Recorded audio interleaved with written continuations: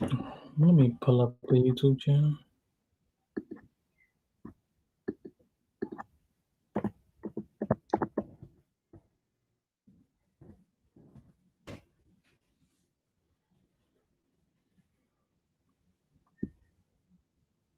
Hey, what's going on? This is the Knicks State of Mind podcast. I'm your host, Quis, joined by my co-host, Inf. Up. Today, we're just going to be doing a watch along. We're going to be watching the game. The Knicks are taking on the Boston Celtics, and we're about 14 minutes from tip-off. So, as the people fill into the chat, Inf, what do you think is going to happen for this game? I think this game is unfortunately going to be a blowout, just because we have not had it going on. We've been doing rough. Hopefully things are different, but that's just how I see this game going. I think the Knicks have a chance. Tatum isn't playing in this game. He's out, and Kimba's going to be coming back, but he's probably going to be on a minutes restriction. So I think the Knicks will still not have the requisite talent to really pull this one off based on skill. But if we give more effort, if we stay home and stay honest on defense and don't allow the Celtics to move the ball around and get everybody involved, I think that's going to be the only way we have a chance of pulling this game off. We've beaten teams this season that we weren't really supposed to beat, and that was pretty much the recipe.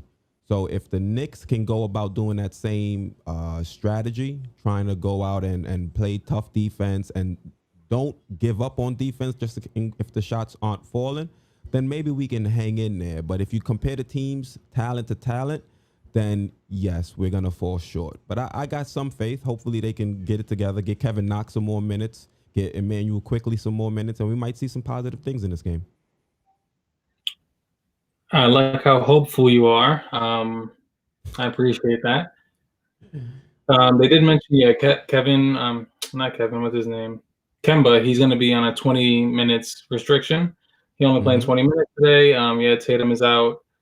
But defensively has been our issue for the past, we're on like a 5-game losing streak right now, 4-game. It's been the defense. Teams are scoring easily 100 over us, and we're not. If you notice, when we were on that little win streak, teams were barely scratching 100 points because we was just locking them up. Obviously, if we can play some adequate defense, then we have a chance, just because they have a depleted roster, but who knows?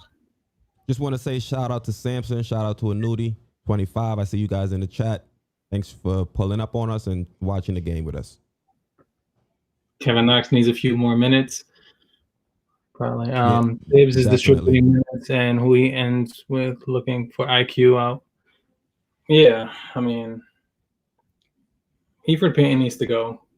Yeah. He needs to either come off the bench or literally leave the squad, but then we don't really have anyone else due to injuries, particularly to Alec Burks, Frank Ntilikina, who's out for basically indefinitely as it stands, and Dennis Smith Jr., who doesn't come back till Wednesday, even though I still ask, how does he keep getting injured? Dennis Smith is out again?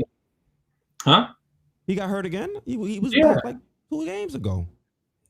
Exactly. I guess sitting on the bench hurt his quad or something because he has a quad injury. Oh, man.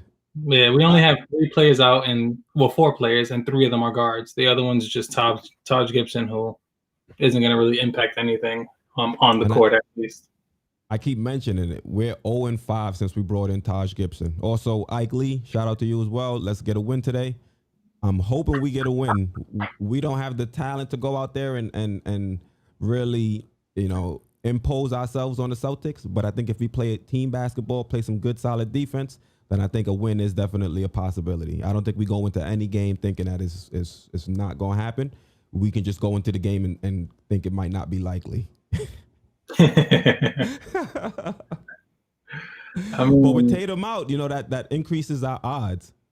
And, I like what I've seen from IQ, Knox, the way they've been playing. And Obi, if we can get Obi some more minutes, see if Obi can start going, if we can get Obi headed to attacking the basket, like on some pick and rolls or something. I'm tired of seeing Obi, fade out and shoot these deep threes like he's a Dirk Nowitzki or something. Wayne Peterson, what's up? Thanks for pulling up on us. It was good to you as well. Good. I mean, my thoughts, like, I'm never a fan of when a whole star is out when there's two stars on the team, just because with Tatum being out, that gives Jaylen Brown free reign and watch him end up going for like 45, Like that always happens with us specifically. Anytime one star is out, the next star just dominates. So I don't know. So you think Jaylen Brown's gonna go off? I do. I think he's on minimum 40 points. And Wayne Peterson, thank you. Hit that like button, guys. Really appreciate it. And also, Samson asks, what's your opinion on the log jam at the guard positions? Because we need to drop a guard when Alec Burks comes back. So who falls out of the rotation? Now, I would hope it would be Elfrid Payton.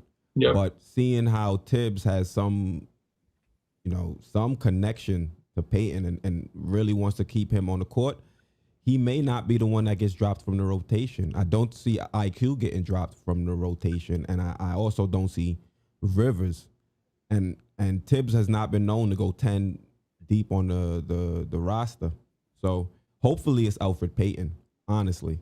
It might be Payton, but also be Payton. No, the other guy who was starting, and then Bullock. Because Bullock plays some shooting guard minutes, so he might just completely slip out of the rotation. Yeah, but he's more so plays minutes at forward. So I mean, yeah, I guess you could say that they'll start playing a little bit more small ball, I guess. But even Tibbs, though, he doesn't really like small ball lineups like that. So to see what he's going to do when Burks comes back, it's going to be interesting. Yeah, because Burks has already proved that he needs minutes. Yeah, and Burks has proved he can be a secondary playmaker. Like Burks showed some signs of things that can help get this team, right. And I know some people don't want veterans to really play a lot of these minutes, but I think Burks is an exception because Burks kinds of helps out the core because he unlocks certain aspects of their game when he's on the court. Like with Payton, the court is so congested, a lot of these players aren't getting good looks, aren't getting good shots, aren't able to get into the paint effectively. If you have Burks on the court, he's a decent shooter, he's a good shooter, and he can also get to the paint, off the pick and roll. We saw that in preseason and in his first couple games. Yeah, I mean, shout out to Wayne Peterson, who also agrees Bullock is going to sit. I appreciate that. I mean, because that's the only logical explanation, because we already know Tibbs isn't going to let Payton go. But I do agree with you. When Payton's on the floor, because he's known as not being a good shooter, not even being a half-decent shooter, and more than half the time he's either going to pass or he's going to drive. So if I'm a big man, I'm staying in the paint. And if I'm guarding him, I'm going under screens. Like he's easy to guard because you know what he can't do. Yeah, true. I hear you. So we're 5 minutes from tip now? Hey, yo. Yeah. I mean, well, from the start of the game, I think Burke, if you're out of control. The rim. He's also good at the driving kick. Wayne Peterson. Facts. No, Burks, he can do it all. Seriously, not like to an elite level, but decently when it comes to the Knicks roster. Burks is clearly one of our starters. Like he should be starting and playing a bulk of the minutes. So I agree. Galaxy pulled up on me. For those of you watching who don't know, I'm dog sitting for Infinite at the moment. So his dog just walked in on me. She's a real one. Yeah, she's actually co-starred in a couple of my edited videos. You're just walking around in the background. She is something else. So yeah. Also, guys, please smash that like button for us, please. Be greatly appreciated. Let me see. Samson said, I also see that Julius Randle is getting more ISOs in the post in the past 5 games, which is limiting ball movement, and Elfrid Payton just looks for Julius Randle to get in that position. Yes, we've been seeing this every video. Anytime Payton and Julius Randle are on the floor, those are the only two who's going to touch the ball, and it messes everything up. No one can get in their rhythm. There's no flow to our offense, and which greatly impacts our defense. Them two cannot be on the floor together because tunnel vision, and it's terrible. Yeah, that's when you see the game kind of get stagnant. because sometimes the ball really moves with that second unit. When IQ is out there, or even Austin Rivers, you'll see the ball move around. But with Peyton will kind of get his 6, 7 dribbles in, then he'll give it to Randall. Randall's gonna get the ball. He's gonna assess what's going on, and then he's gonna try to get into the post. And sometimes he's made the right decision, and sometimes he's kind of not done what I would have liked, and that would be to keep the ball moving and keep everybody cutting and trying to get some open looks. Yeah, Randall plays much better without Alfred. Mm-hmm. Yeah. Sampson also pointed out that Randall looks better without Peyton. That's why Peyton should hit the bench. Peyton I don't want to sit here and make it seem like Peyton is the root of all evils and the root of all our troubles, but I really don't like the way Peyton operates on this team. And I feel like we'll be much better off if we can use some of the other options on this roster. What's the point of having all these guards if we're going to be stuck with Peyton? I mean, Anadi just said Peyton is the problem. He always slows up the fast breaks. Yes. My only issue, though, with Peyton coming off the bench is that, like you just mentioned, our second unit, the ball actually flows. So if Peyton is the one coming off the bench, that's going to stop. It's going to clog up our second unit instead of our first. So even if we are able to get a lead in the first quarter, the second unit is just going to drop the lead, Yeah, true. But we can always put Peyton at the end of the bench next to Bullock. Those should be the three furthest on the end of the bench. It should be Taj Gibson, Bullock, and Peyton just sitting there cheerleading for the rest of the season. Fingers crossed. Keep it a buck. Right. We got a comment from Primo. Salute, Knicks fans. Salute.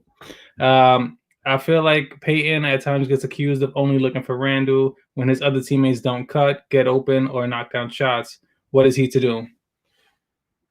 I mean, honestly, my only issue with that comment is that if you look at the times when Peyton gives the ball to Julius Randle, it's usually with 18 seconds on the shot clock, 19 seconds. Like, he doesn't even attempt to start an offense. It's just tunnel vision. Like, if you watch where he looks exactly for Randle, gives him the ball at the start of our shot clock. So it's like nobody has time to cut. Nobody has time to get open because the ball, by the time it's up court, it's already in Randle's hand. Yeah, I think in general, the Knicks don't really cut the way I would like. So I don't think that would be an issue when it comes to just Peyton when he's handling the rock. When anybody's handling the rock, we still don't see enough cuts to the basket, especially from people like RJ. RJ being the slasher that he is, I would like to see the team get him the rock as he's already attacking the basket, cutting to the basket. Him trying to go one-on-one all the time and try to get his own shot, I think, is why we've been seeing some of his erratic shot selection. So we can start cutting as a team, regardless of who has the rock, whether that be Peyton, IQ, Rivers, whoever's handling the rock or being the distributor. If we can start cutting and getting those easy looks, I think you're going to see this offense, take off as opposed to us when we were only scoring 89, 90 points. Like now we're up in the hundreds, but I don't know if that's more so because we're playing well or if that's because we're going against teams that aren't very good defensively. We're not going to sit here and call the Nets defensive juggernauts. I mean, I wouldn't say that we're really in the hundreds, though. Like, we just scratched 101 games, but definitely not. We're in the 80 to 90 range still. Let's see. Sampson said, you see the tempo change with IQ. He keeps his dribble, but moving around the court, which allows his teammates to move. I mean, I agree, but I do think that what allows the teammates to move is the fact that defenses know quickly can shoot. And so they will slack off their man to try to help out, which allows other people to get open. But no, definitely when quickly on the floor, everything changes. The tempo, the dynamic, the spacing, all of it. Yeah, I want to see them run more because we have the players that can run. Imagine Obi running on a fast break. Say it again, Inf? We're one of the youngest squads. We should be running. We have no excuse. We're not tired. Well, with the amount of minutes Tibbs is playing people. No, it was only RJ. RJ's the only one who gets an excuse. Everybody else plays like 30 minutes or under. I guess. Let's see. Primo, I respect your opinion. I just feel the team woes go deeper than just Eford Payton, but I guess every team needs a whipping boy. He's right. The woes do go deeper than Alfred, but when it comes to the other things that are plaguing the team, I think people are also calling them out. Like I called Nerlens Noel out when he was being terrible as a backup center. I Yeah, called Reggie Bullock out because he's been terrible. He had that disastrous turnover when he was trying to feed the ball to Mitchell Robinson late in that game against the Cavs. I I've been constantly call out Kevin critical. Knox for playing Yeah, 25, yeah, 30 minutes and only scoring 6 points a game. So yeah. We call yeah, out Tibbs we because understand that it's Tibbs. not just Eford Payton. The issue is that Eford Payton, for some reason, seems untouchable. Like his starting spot is secured and it's undeserved. He's had like maybe 3 or 4 really good games this season, and outside of that, he hasn't. So that's the issue with him.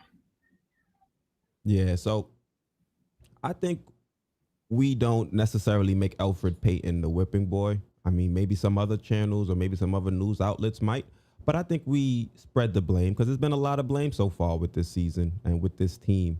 But I hope we can start expanding the offense and seeing a lot more from these players, especially the younger guys. I know Randall's been killing, and I see what Randall can do at his best. But let's see if we start running the offense through quickly, through RJ, through even Knox. Let's see what that offense would look like. Clyde, yo, as soon as I see Samson's comment about Clyde coming in another crazy suit, I look down and Clyde is he's In a got like a picnic brown dress. pinstripe suit. Oh man, I need Clyde's Taylor. What is that? Brown and burgundy? Yeah, it's looking bad. But it's also clean. Like, how do you bad and clean? It don't make no sense. Let's see. Oh man. Offense flows through Randall and looks at times like point guard is obsolete in offense. You know, I will say on the games where Randall has like basically played point forward, he's done pretty decent. You know, he's flirted with triple doubles here and there. He's been able to get assists. The only issue is that if you look at those games where his stats are like 9 assists and stuff, he'll have like 8 assists in the first half and then 1 in the second half. It's just like if he's gonna play that way and it's working, he needs to do it in the second half as well. But instead, when the second half comes, he gets into the mindset where like, nah, I need to do everything that I can to try to win, which means taking contested shots. Mm. And when he does it the right way, the ball does flow. And the fact that he gets more assists than Peyton also is like it doesn't make sense to me how Peyton is solidified as our starting point guard. Yeah, I hear you on that. I'm having a little bit of feedback on my end, so I was hearing my voice, I was hearing your voice twice. All right, we're back now. I'm back and I can hear you. The offense flow through, and it looks like at times the point guard is obsolete in the offense. That's the comment you were responding to, right? Yeah. Yeah, I think that's more so what Tibbs is trying to do with the triangle, his triangle concepts. So that's why Randall's being looked at as the primary distributor almost. He's been up at the top of the team and assists most of these games. So maybe that's the real reason Randall looks like he's the one running the offense, because he is. And like you said, Wayne, I wouldn't say the point guard is obsolete because there are some times where you'll see either Rivers or you'll see IQ run some pick and roll. So I wouldn't say it's completely obsolete, but yeah, a lot of the offenses run through Randall. And you see more so as the point guard as somebody that's going to make plays off of the defense reacting to Randall. And Ike Lee says he wants to see the young boys run today. No more of this slow pace, half court nonsense. As long as Alfred Payton is in the game, it's going to be slow. Because honestly, I think Alfred Payton is just like, he plays half speed until he gets to like the 3-point line. And then once he gets to the 3-point line, then he might have a little bit of aggression. But other than that, it's half speed. It's a little dribble. I'm like, bro, push the rock. It doesn't make if you're a point guard who your main offensive issue is that like you only want to drive to the basket, you would expect him to be like a fast break point guard. If I can't shoot, I'm rushing to the basket, especially to make sure the defenses can't set up. So it doesn't make sense. Yeah. And we We got a comment from Primo. The only consistent player for us has been Julius Randle. Of course, he definitely has been consistent. Maybe even Kevin Knox, consistently scoring 6 points a game. But other than that, RJ needs to be blamed. Austin needs to be blamed. Others should be held accountable for losses. What are your thoughts? Definitely. RJ, a couple of those games, he shot us out the game. Yeah, 17%, taking like 22 shots. Yeah. And we I don't want to say I bashed RJ, but we called RJ out on that. But RJ has looked good these last two games, and we still lost.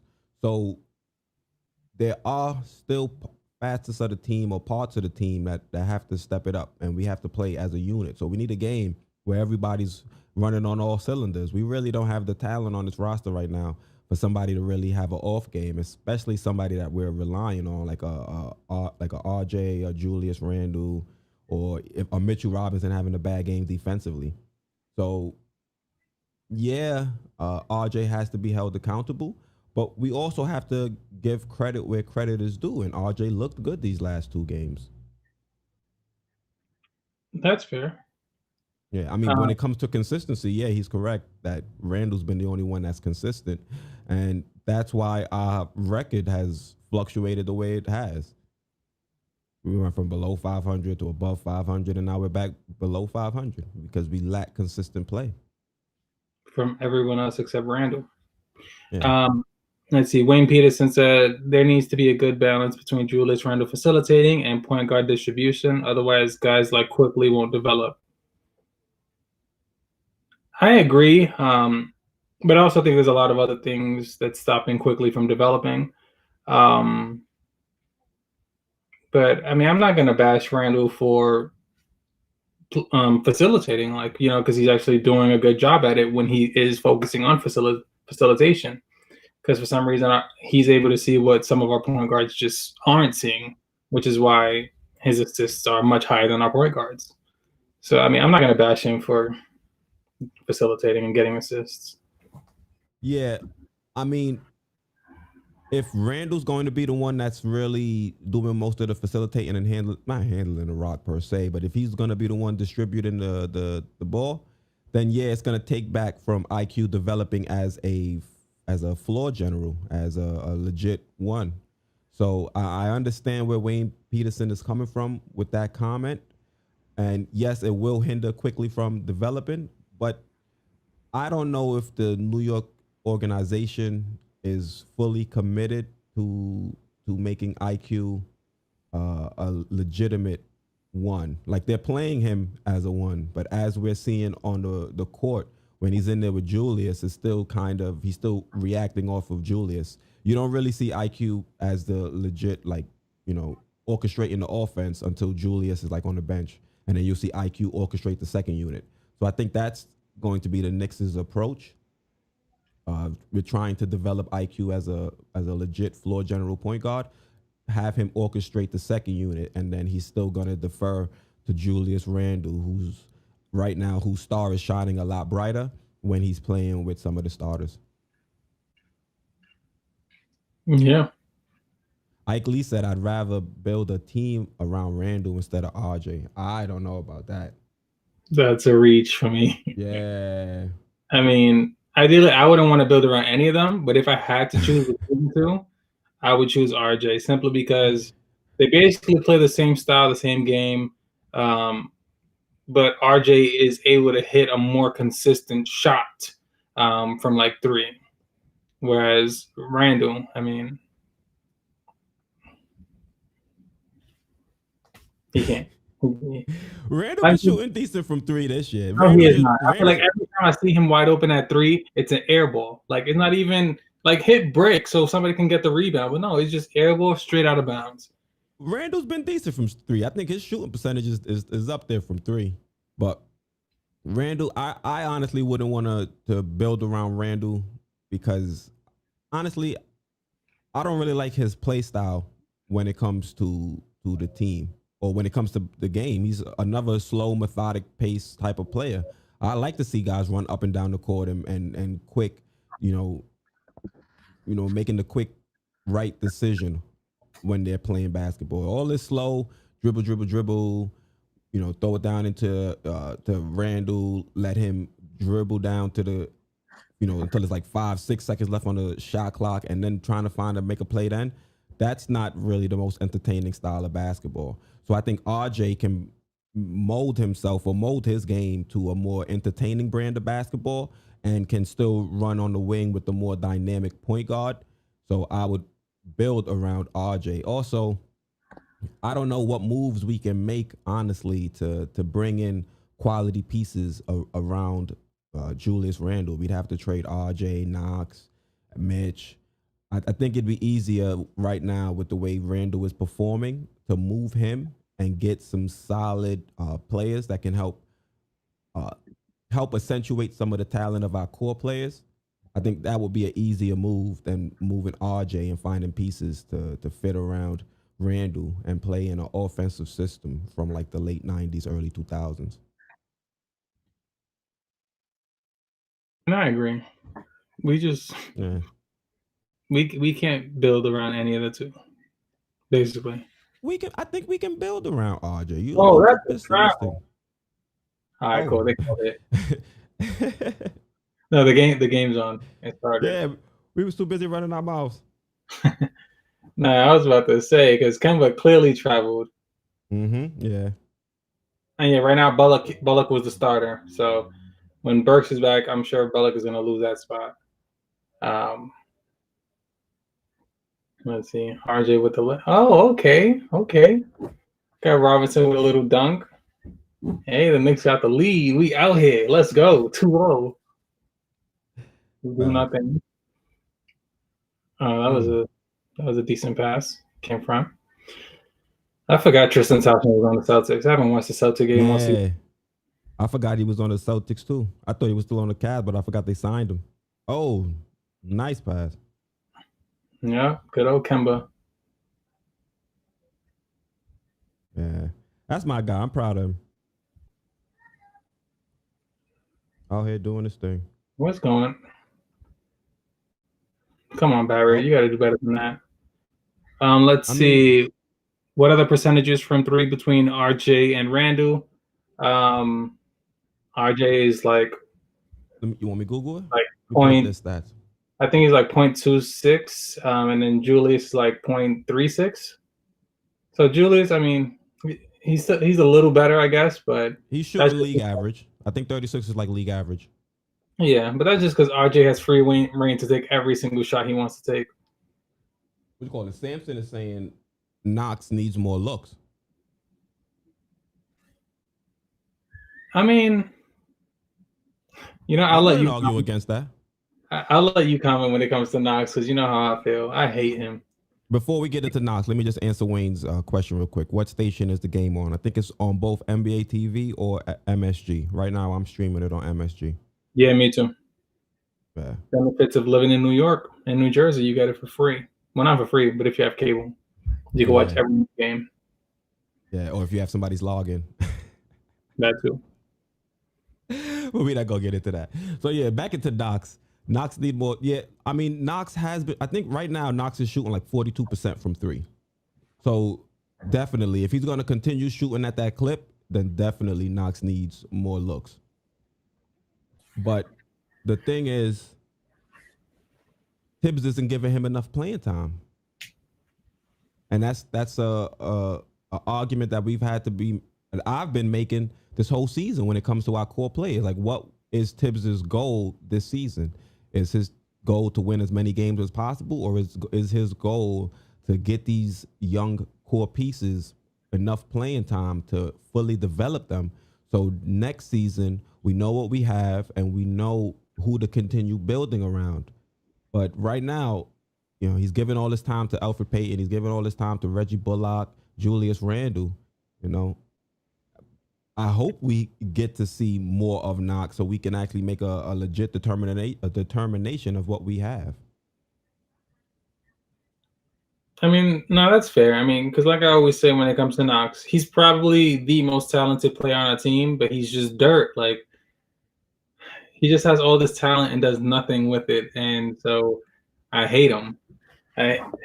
Because ideally, like if you just look at skill set of all of our core, he clearly has the best skill set. I mean, he shows that he's the best shooter out of our core, not including like quickly because we don't know his shooting capacity in the NBA.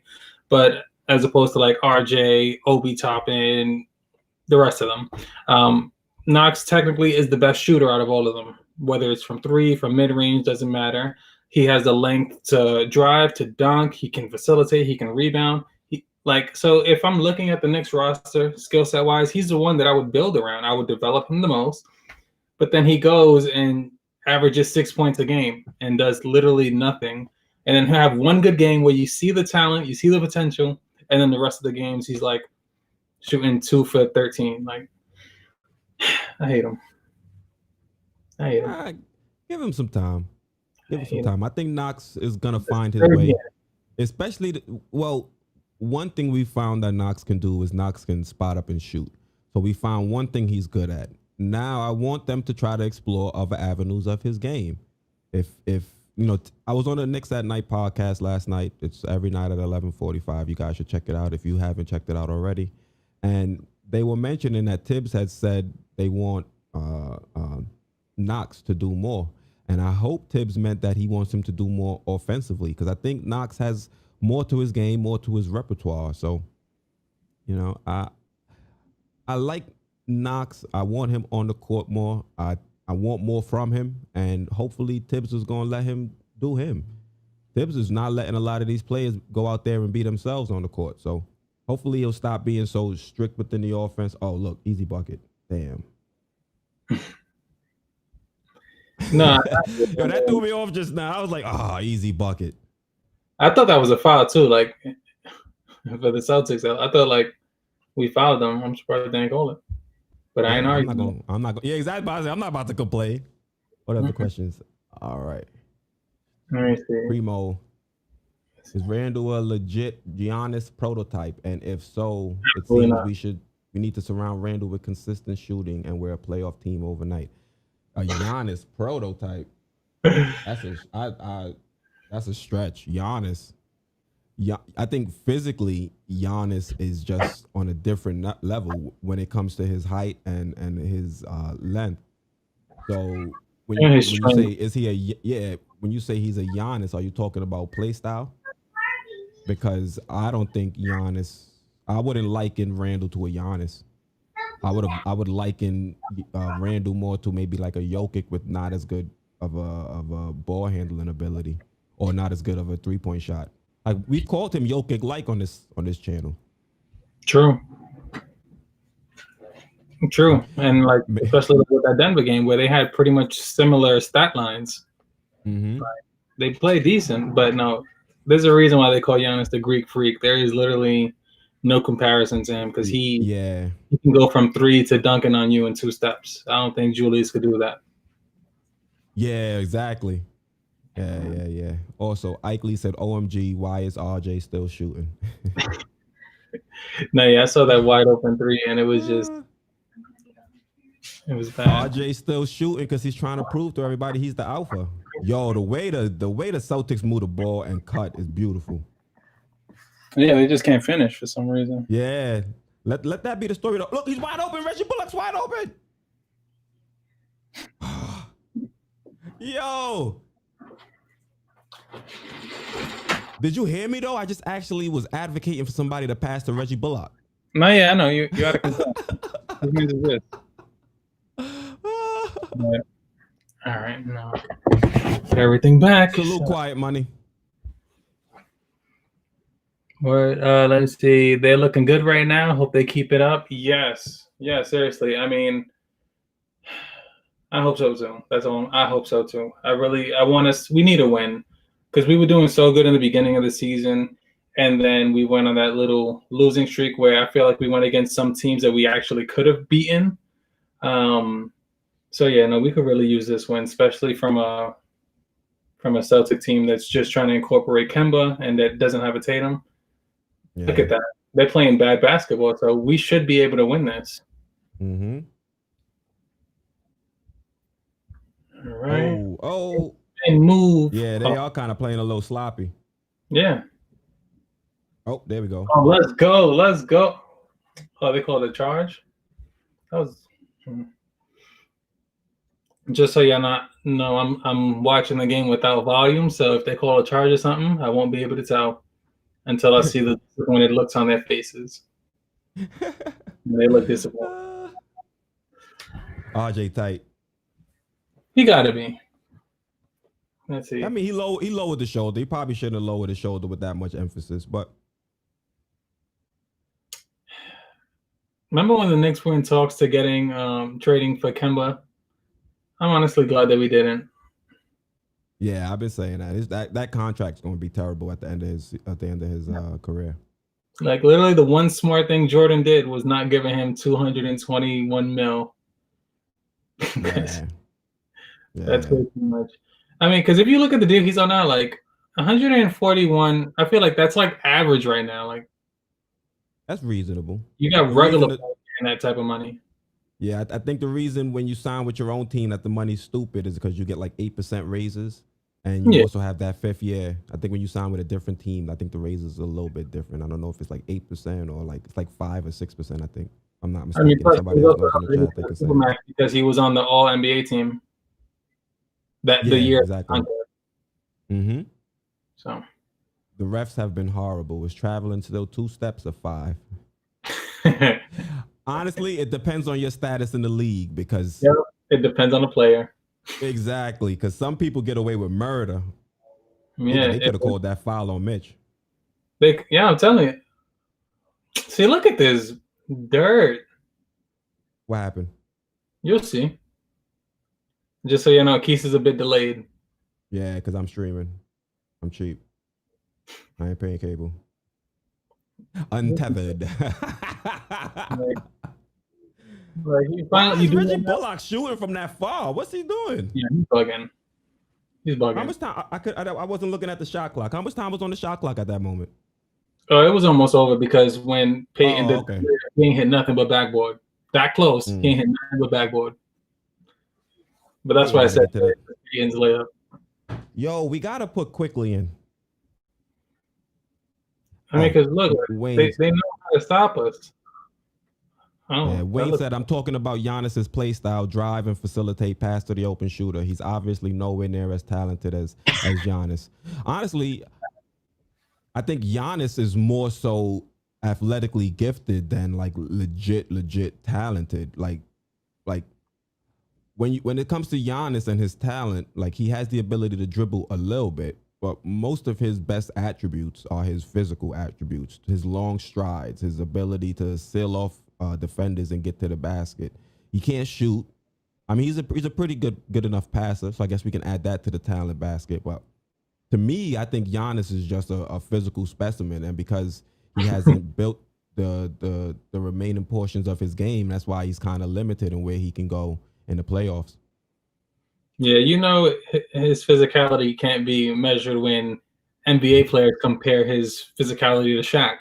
Shaq is literally like a one of a kind, and yet they're talking about Giannis is similar to that. And Giannis is a power forward, so ain't nobody getting close to that kind of physicality that are literally generation talents. The chat is making me laugh over here because May 4th said even the commentator said Mitch is a terrible defender, and then a few minutes later, this versus that said, wonder if idiot announcer still thinks Mitch sucks at D. LOL. So we got 2 opposing opinions in the chat right now. That's funny.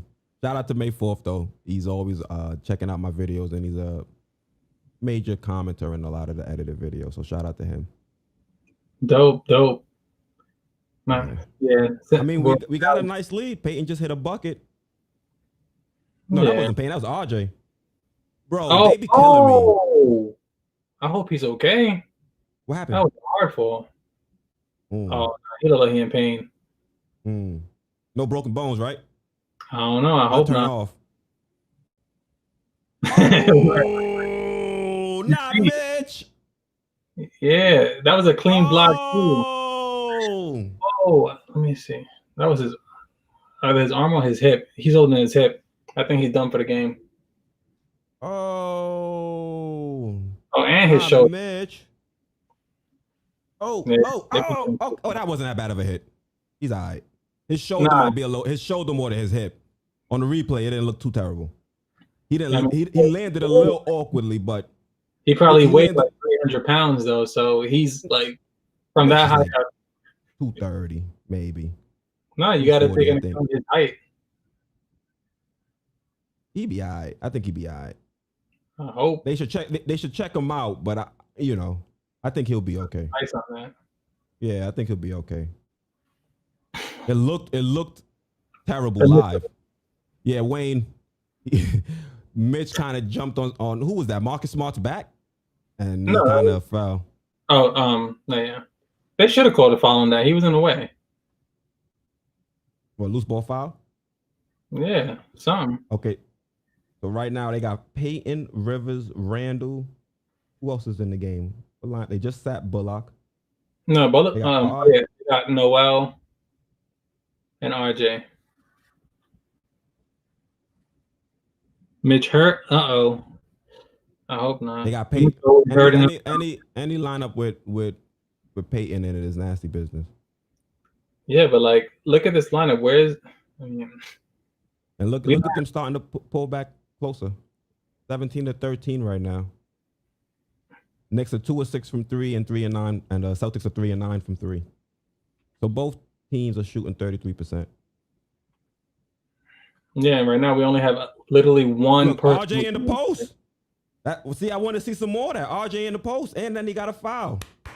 Yeah. RJ had the smaller defender, put him in the post. He missed, but he was able to get the offensive rebound. And miss again, That's yeah. Yeah, but now he's going to get some free throw shots, All right, hopefully he makes these. Yeah. We literally only have one person who can hit a three on the floor right now. That's what I don't like about the offense. But it's just Rivers. So, of course, the paint's going to be cluttered. Shout out to Carl Baptist. Is it Baptist or Baptiste? I always wonder about pronunciations. I don't know. That's Carl Jean, though. Yeah, shout out to Carl Jean. Thank you for pulling up. We appreciate it. Thank you for the support. Also, guys, make sure you hit that like button. We really appreciate it. And if you're not subscribed, I just ask you to consider subscribing. Inf and I will be going live on weekends with the Knicks State of Mind podcast. So we'd love to have you join us. So just consider subscribing once again. Thank you. All right. I mean, we got a 6-point lead right now. Yeah. I'm liking what I'm seeing. I told you, in order for us to win this game, we might not have the talent head to head, but we're going to have to play hard and play good defense. 3 minutes left in the first, and they've only got, look at it. Oh, almost got a steal. 3 minutes left in the first, and they've only got 13 points. Pretty good defensive effort. Almost, Julius. Almost. Yeah. Let's go. Spin move. Yeah, definitely, Carl. I'm definitely going to work on some more videos. I got some plays from the last game that I'm going to start working on. Oh, good hustle. Good move, Randall. Yeah, we're finally getting rebounds. Yeah, good take. And Sherwin, why don't you want IQ in the game? Kemba is fresh off injury. He's going to take some time to get back. He's going to be rusty. Yeah, Kemba's also on a minute. Oh, that was a nice alley-oop. Yeah. Kemba's also on a minute restriction, so he's not going to be the one. It'll probably be Jeff Teague. Yo, H is hilarious. No handle Randall. I like that. So look, I told you, Jaylen Brown, he's probably going to go for 40 this game. Just because there's no one else. So if I'm taking every shot this game. If he goes for 40 and bucket. If he goes for 40 and they only score 80, 85, I'm fine with it. Because the Knicks can at least score 89. Yeah. If there's one thing we know, we can score 89 points. Yeah, Carl. Kemba is on a 20-minute restriction. And Sherwin, I don't think IQ's defense is terrible. Is he the greatest defender? No, but I don't think he's giving people wide open lanes to the basket. Peyton has any? Come on, man. Hit rim at least. All right, good. He probably heard me complaining. He's like, all right, let me shut this dude up. Let me get a steal. And once again, miss a layup. Oh, good move, Payton. And he missed. Oh. I'm telling you, like. But you know, at least he got the possession back. He got the steal, so that's fine. And he missed again. What you mean that's fine? And then RJ missed, but he got fouled. Exactly. Like that's fine. Like it's fine. Like we still got the possession. I mean, yeah, something positive became of it, but come on, that was two point blank range layups that you done missed. Missed completely. Like he didn't even hit rim, meaning no shot clock going back up. None of that. He had a nice little hezzy move though. That was nice to get open, and then he kind of blew the layup. Alfred is a bum. That's a Snapple fact. Alfred is a bum. Exactly. we gotta put that. Yo. Alfred is a bum. That was wild. I mean, you know, I don't want to give him too much flack because he definitely has the ability to penetrate and get into situations like that where, you know, we can still benefit somehow. But yeah, nah, I don't know about all that when it comes to Payton being on the court for us any longer.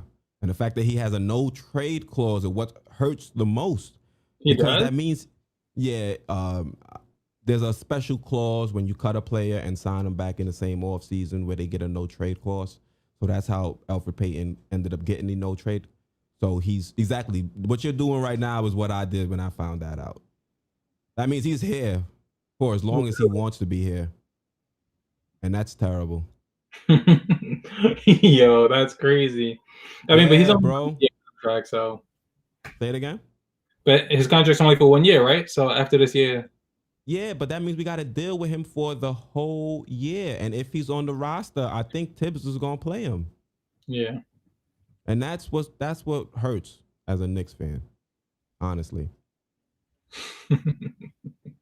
Like when you see what the team looks like with IQ, even Austin Rivers, like I'd rather see us play DSJ and Frank when they're healthy over Payton. Like so we can see what they got. We know what we got with Payton. Salute Simmer. How's everything? Good? No, yeah. We need to see what the others have, especially if this is their contract year technically. Like with Frank deciding whether or not we're gonna keep Frank if he's useful or not. He needs minutes, but he's injured till who knows when. And then Dennis Smith, like, well, I mean, I didn't know he got injured again. He played those what, like 3 or 4 minutes in garbage time, and then he just disappeared. Yeah, I mean, because he ain't it. You know what? I would rather see Payton getting minutes over DSJ because. No, bro, stop it. DSJ is not it. Don't speak that into existence, bro. I want to see what DSJ has over Elfrid Payton. We know what Elfrid Payton is. We've seen what Elfrid Payton is all season. Even last season when we had both of them, DSJ was slowly out of the rotation because Payton was playing better than him. Yeah, but now we have a new coaching staff, new train. You know, let's see what we have with DSJ. I think I thought Johnny Bryant coming in would work wonders for DSJ because DSJ is kind of like a similar mold to a Donovan Mitchell somewhat. So I thought Johnny Bryant would be able to work with DSJ. I mean, maybe that's why he got injured in practice. Maybe training. Maybe. Yeah, good assist. Good assist, Tice. I like that. What? Look at that. Clean assist from Tice. You cheering for the wrong team, bro. Nah, watch. Oh, yeah, you're right. That was a wonderful assist. That was a nice setup. That was a good setup, If. Exactly. Like, wonderful. You had me tripping over here. I'm like, good assist for Tice. What you talking about, bro? That's the wrong team. Look at that. Good looks, dunk. Aisha Campbell just started watching. I hope everyone is enjoying the afternoon. Same to you right now. You know, everybody, I guess, for the most part, is stuck inside. But I think they are still doing brunches. You can order your brunch. So I'm thinking about ordering a bucket of beers. And if you could order like brunch, like, bro, I was like, what? I could order drinks? Or Uber Eats, Grubhub, say less. I'm about to order me a bucket of beers right now, bro. Let's see. Sherwin M has a lot to say. IQ Mm-hmm. is defense is worse than Trey Young. I am not a hater. I am capable of being objective. Peyton is the only point guard on the team. Okay, I can't listen to you guys. You are haters. You are both objective. I don't like to listen to haters. OB and IQ defense are terrible. Wow. No, I don't think Obi's defense. Yes, IQ. I don't think his defense is terrible. That's a You can't pass get for as me. many steals as IQ has gotten and call his defense terrible. Yeah, like IQ has shown moments where he's been able to be a pretty good defender. He picked Trey Young's pockets late in that Hawks game. So I'm not going to sit here and say IQ is terrible. I mean, terrible defensively. Obi, on the other hand, Obi Yeah. needs a lot of work on defense. That Yeah. I can agree. But Like that's probably why he I doesn't don't get. know. Yeah. I don't know, Sharon. I mean, if you say we're not being objective, I guess, that's your opinion. You are entitled to it. I won't argue against that. But I still don't think Peyton is the right point guard on this team, honestly. So hopefully we get IQ to play, and see what he can do. Yeah, because IQ at least moves the ball to people other than Randall. Like he literally gets people's game going. So and that's And what we. also, IQ's in the game now, and IQ's also going to space the floor a lot better than Alfred Payton. Absolutely. And I But think that's fact and entirely subjective. That is not my opinion. IQ will definitely space the floor better than Alfred Payton. because they know he can shoot. But there's only one Exactly. in the game. If you gotta watch watch a replay of the game and just watch how the defense reacts to not Alfred Payton, to IQ when he's on the court. Like you'll see 2, sometimes even 3 guys just run out there to make sure he's not the one to shoot. So I don't know if that says more about IQ's ability to shoot or the lack of the other shooters on the court ability. I don't know which one that says. They got Noel chucking from half. Yeah, looking bad. Carl Jean says, "Is Obi fully healthy?" I mean, he's healthy enough to play. Like To play, he's yeah. active this game, so he can play. I'm not sure as far as like the injury goes. I'm not sure if he still feels pain or something, but he's available to play. It's just up to Tibbs on whether he wants to play him or not. Do you think Iso Zoe will average 25 plus in the G League? I mean, he can because Alonzo can score like easily too, but that's really all he can do. He's like a one-trick pony. One-trick pony. He ain't doing nothing else. He's not playing defense. He's not rebounding. He's not assisting. He's just crossing people up and getting to the basket. So he could easily average 25, maybe even like more than that. Because yeah, we've seen players go to the G League that are NBA talents and go out there and ball out. So definitely. yeah. Let's go Knicks after high school show. Let's go. Definitely. Brother BKL, don't jinx us, bro. Wow, this game is freaky easy.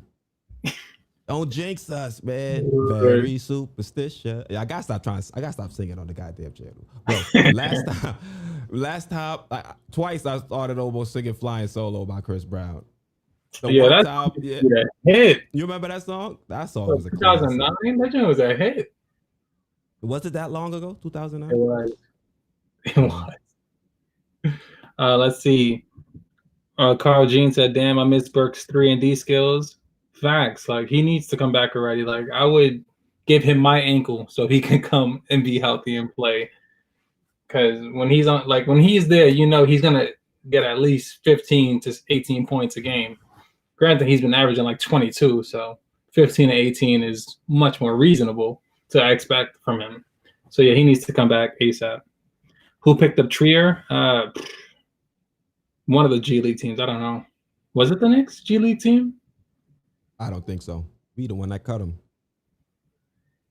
I mean, not my G League team. Oh, Timberwolves affiliate. Thank you, H. Okay, I'm about to Google it. Thank you, H. Appreciate it.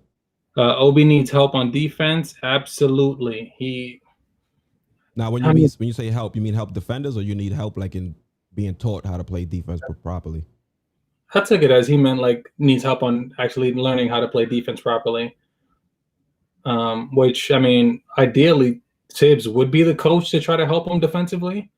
Um, and also, I don't know what kind of trainers we have on defense, Oh, but we I'm got a sure pick and roll. Tibbs Oh, knows. quickly got a mismatch. He shot a 3. Why you do that?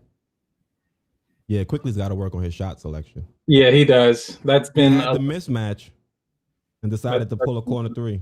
about him. Some of his basketball decisions haven't been the best. Mm-hmm. But I mean, he's young. He can learn it. Yeah, you know. Hopefully Tibbs and them will teach him. Look at how far out Kemba's playing him because they know. Okay, Obi. Okay. Yeah, we finally seeing these guys play some minutes. We got a 10-point lead.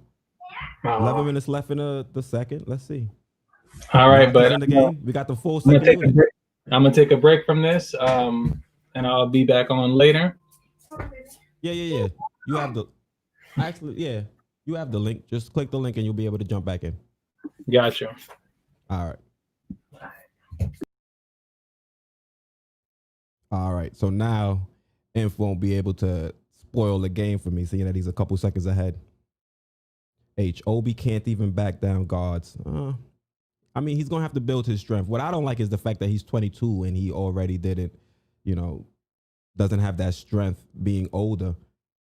Honestly, you've seen some of the younger players come in and be a lot more physical. Like RJ, when RJ came in as a 19-year-old, he was much more physical and he was able to back down smaller guards. So the fact that Obi's unable to do that is a little bit scary, but hopefully, they just gunned the 3 in his face too. After High School Show, thank you for subscribing. Really appreciate that. Just to let you guys know, we are going to continue going live Saturdays and Sundays. We'll be going live during games, and then we'll be going live at 8 p.m. when there are no games. So yesterday I was going live at 8. Had a pretty good show with you guys. Thank you guys for asking a lot of questions and allowing me to continue carrying through with the show. Really appreciate it. Thank you, Carl. Let's kill that like button. Q fans, let's rep. Thank you. Appreciate it.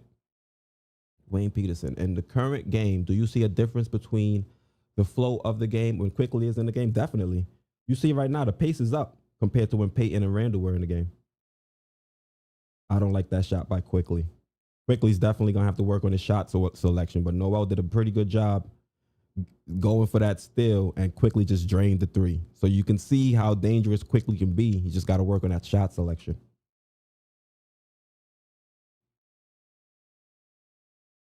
Right now, the Knicks are shooting still 33% from 3.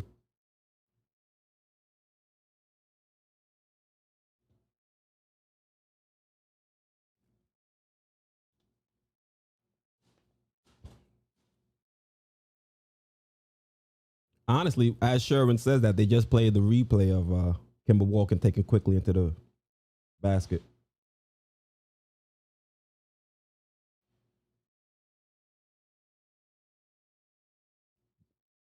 Oh, how did Quickly get left alone in the paint having to defend the basket?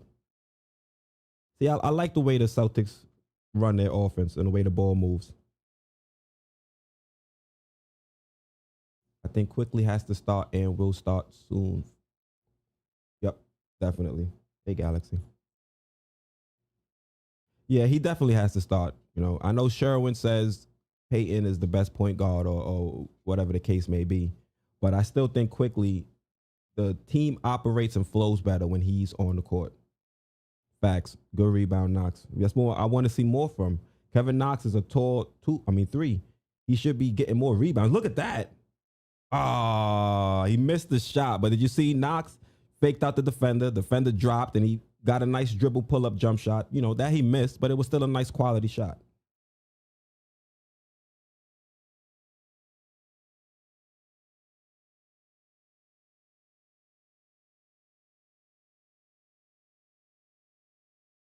Quickly kind of reminds me of Brandon Jennings. Remember that dude? Yeah, I remember Brandon.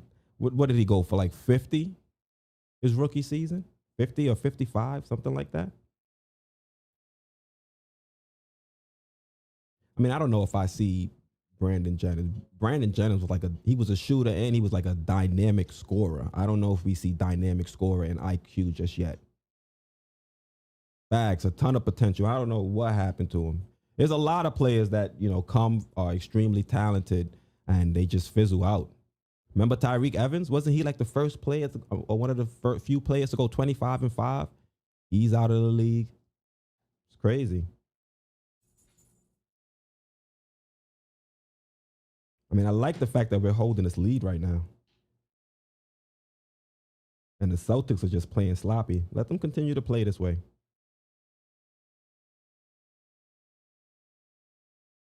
Jennings had a good handle. Yeah, Jennings was a lefty too, right? If I'm not mistaken.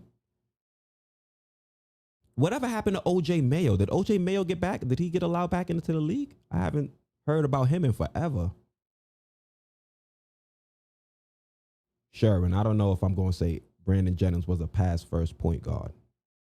Quickly is definitely I don't know if we've seen enough of Quickly to really say he's a shoot first point guard. He's just shooting when he has a good shot. Some of his shot selection is terrible, but I don't think he's personally a shoot for first point guard yet. Honestly, I think he's more so of a combo guard, so I really wouldn't even call him a legitimate shoot first point guard. I think he's better off playing off ball, but he's showing he has the ability to play as the primary playmaker. So they got a lifetime ban on OJ. Damn. That's terrible. OJ was another gifted player. It's crazy. Yeah, the Knicks are looking good. Right now we have an 8-point lead. 7 minutes left to go in the second. You're lying. He works at a Foot Locker. Damn, hard times. God bless him. I hope everything works out for him. Oh, so, sir, and then we can agree on one thing then. Even though I think he's still the best option at point, but I think when he reaches his peak, I think he'll be better off playing off ball. If Quickly shot selection is the same in season 2, that's a cause for concern. That's a fact, but I think he'll work on it because I don't think Tibbs is going to play that. We've seen Tibbs have quick hooks on players like Obi, and he had a quick hook on Quickly. Remember that one game? I think Quickly played like 4 or 6 minutes, and he pulled him real quick. Valix Prime Sports, what's up, man? Thank you for joining the live stream. Appreciate the support.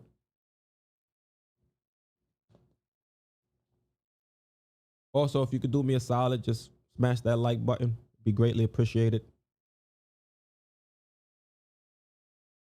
Yali, how's it going? Thank you for pulling up to the live stream. This is the Knicks State of Mind podcast. Right now, we are watching the Knicks versus Celtics. Valix Prime Sports, appreciate the subscribe. Yeah, how are you guys feeling about the Knicks so far in this game? Have they been looking good? Oh, and right on cue, this versus that response. First unit had spunk. It was weird. Yeah, the first unit, they built up a lead, and let's see if this second unit can sustain it. Because what we've seen in a lot of these lopsided games is either the first unit can either build the lead, and then the second unit gives it up, or the first unit kind of digs ourselves a hole, and then you see the second unit kind of, put the team on their back and kind of make it a little bit closer. So let's see if we can have a full game where both the first and the second unit can play well and beat a good team in the Boston Celtics. Yes, they don't have all their players with them, but I still expect us to play well and to beat what is still a talented team. Do you guys want the Knicks to look good or to win? I want the team to look good, and if they look good and win is a byproduct of that, then yeah, I'm going to be happy. I don't want the team to go out there and lose, but I also understand where we are in this state of the rebuild, that it's more important to have the core players develop this season than it is to go out there and try to scrape our way to like a 10th or 9th seed. Lex the Destroyer, how's it going, man? Thanks for pulling up to the live stream. The refs are so bad. Kimba was to his bench, wasn't fouled. Kimba was to his bench, I wasn't fouled. Yeah, the refs have been terrible this game. I mean, this game and this season. In both sports, in basketball and football. I don't know what's going on. Maybe because of the pandemic we're in, they haven't been able to do enough training as they've done in previous seasons. But yeah, refereeing has been rough. Let's see what's going on here. Oh, wide open. Wow. What an alley-oop. We got to do better. They can't be getting easy baskets like that. That was terrible.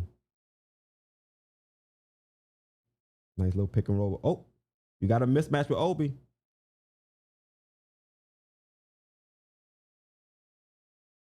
I don't know. Obi doesn't look good with the ball in his hand. Oh, good move. IQ to OB. I hope I get to say that more often. You guys saw IQ was able to penetrate and he found Obi. That's one thing about Obi. Obi may not look good with the ball in his hand, but Obi knows where to be on the court. That's one thing I see a lot when I watch film. To win this game, you need a big game from Bullock and or Rivers. Yeah, nah, Bullock stay on the bench. Hopefully that big game comes from Rivers. Told you Celtics is freaky slumpy because I learned every calculations of the lineup. This one is good. They don't shoot, but they don't do defense from Boston. Well, let's hope that proves true. They haven't been looking good defensively right now. But then again, we haven't been looking great defensively on some possessions. So we got to pick that up. I need Rivers and Barrett to be good today. Facts. Oh, Obi almost made a corner three, even though it wasn't accounted. Let's see what's going on in this play. I got the wide open. Oh, they're showing a replay. Nice little pump fake. And alley-oop to Obi. Hopefully we get to say that a lot this year. IQ to Obi. Depends how the team respond in the second half, in my opinion. We need to play smart defense because the Celtics are going to play better, I think. Yeah, you think that the Boston Celtics are going to get better as the game goes on, especially with Kimba getting a little bit more acclimated to playing with his teammates again. So you would expect them to get better. Also, after halftime, you're expecting Brad Stevens to make some adjustments to what he's seeing out there on the court. So, yeah. I mean, Mitch is looking a little hobbled out there. Hopefully he's okay. But now he's limping on the right leg. Well, I think that is the one he sprained, I think, last game, the right ankle. Wow. Mitch might need to take a breather for a game just to recuperate. You don't want him out there playing with too many injuries because when you play, you start to, put a little bit more strain on other portions of your body as you try to compensate for the pain. So maybe he might need a day. You got Taj Gibson. Give Taj Gibson some backup minutes at center. Nice alley, nice pass IQ. Yep. We're not at our usual 50-plus points by halftime. I mean, it's been a game where it's been kind of sloppy, but as long as the Knicks have the lead, I'm not complaining. I'm not complaining. If we got to win the game 70 to 65, like it's back in the 50s or something, that's fine.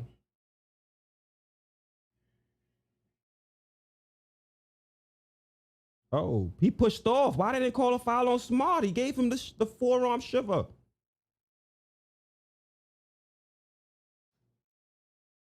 Come on.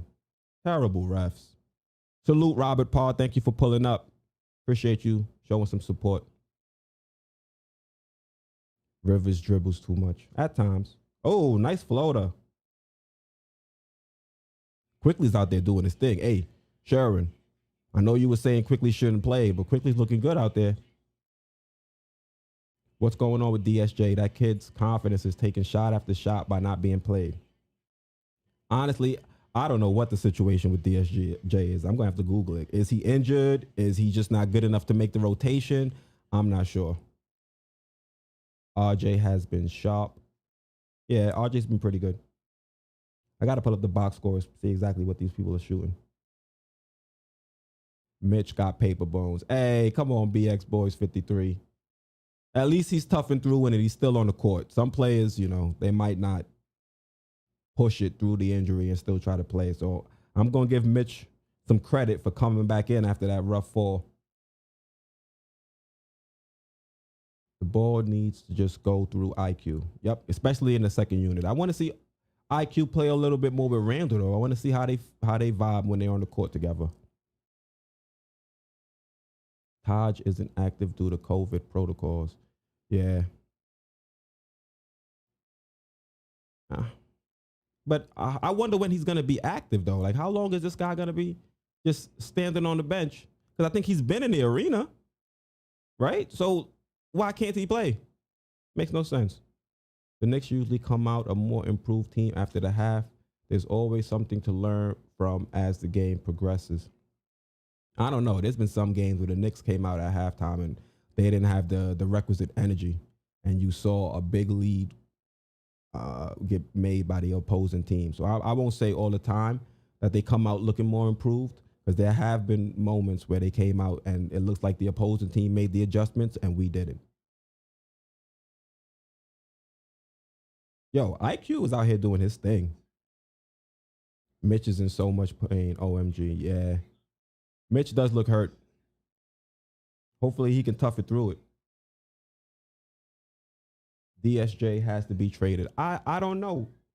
After high school show, I'm not sure if he should be traded because I haven't seen enough from him this season.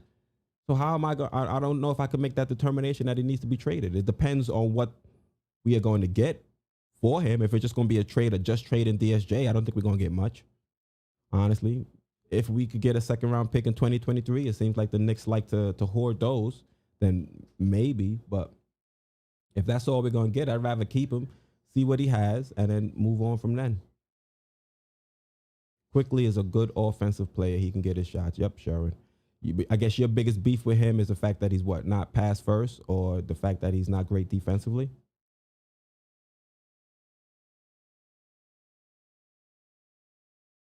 Yeah, Brooklyn BK out. IQ's doing his thing. IQ's doing his thing. He's doing a little bit of everything. He's made the three. He's made that floater. He's throwing alley-oops to Obi. He's out here doing his thing. Taj can play on Wednesday. Okay. I'm not super excited to see Taj play. But with the way Mitchell Robinson looked after he fell and the fact that he's already dealing with that ankle sprain, I would be okay with Taj seeing some minutes just to give Mitch some rest. Because Mitch is a big piece of this team, especially when it comes to our young players and development-wise. So I really wouldn't want to see anything happen to Mitch.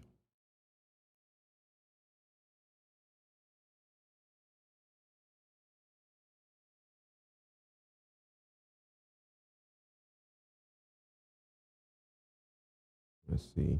Aisha Campbell, IQ floater is dropping today. Facts. Facts. Dream and focus on developing their young guys. Matisha Hopkins, honestly, I thought the Knicks this year was going to be a team that was focusing on developing the young guys. I don't know what happened. Julius Randle started acting like he was a triple-double machine, and then I guess it just switched up. So I guess you want to say he should be traded to a team that's focusing on developing the young guys. I just hoped we were that team that was focused on, developing the young guys. Maybe the Knicks cut DSJ and re-sign Spellman. I like Spellman for what he can bring to the team from the four, being able to knock down the three and be a stretch shooter. So maybe, but with Taj already on the roster, that may be too many players that can play the four. Because then at that point we would have 4 power forwards, if you include Randall, Obi, Taj, and Spellman. Okay. Bullock, great defense. IQ floater, fire emojis. IQ is keeping the pace hot. Yes, the team's moving out there. It looks like Tibbs is letting them play, letting them do them. I mean, you're not seeing it in terms of the total points, but at least you're seeing the team be active. Damn, I was over here talking to you guys and reading your comments, and we up 44-29. Let's go. I'm definitely gonna have to replay this after I get off live, so I could break it down, because I'm seeing a lot of good things. He's doing his thing. 11 points, 5 of 8, 1 of 2 from 3. IQ out here balling.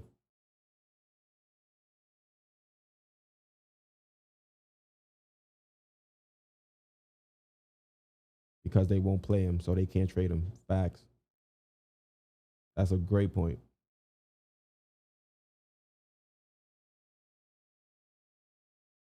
DSJ should play over Peyton seriously. Now, Isaiah Price, that is what I believe as well, just so we know what we have in DSJ. Because honestly, like I said earlier in the stream, we know who Peyton is as a player. He's a vet. He's probably already reached his ceiling. So to have DSJ on the bench and we can clearly get an upgrade at point guard, or we need an upgrade at point guard play over Peyton. Let's see if that answer is DSJ. The only thing I can think of is he's either injured or at practice he's not showing the ability to be more beneficial to the team than Alfred Payton. That would be the only thing I could think of as to why DSJ is not playing out. Celtics broadcast is praising Quickly, as they should. Quickly's out here doing his thing. What you call it? May 4th was saying that the team's not going to eclipse 50, and now Quickly he got something to say about that. Oh, they put Payton back in? Oh, what? For the last 2 minutes? Wow. Okay, good pass by Payton. He shut me up. Okay, you got it, Payton. All right. IQ is gonna be rookie of the year. I don't know.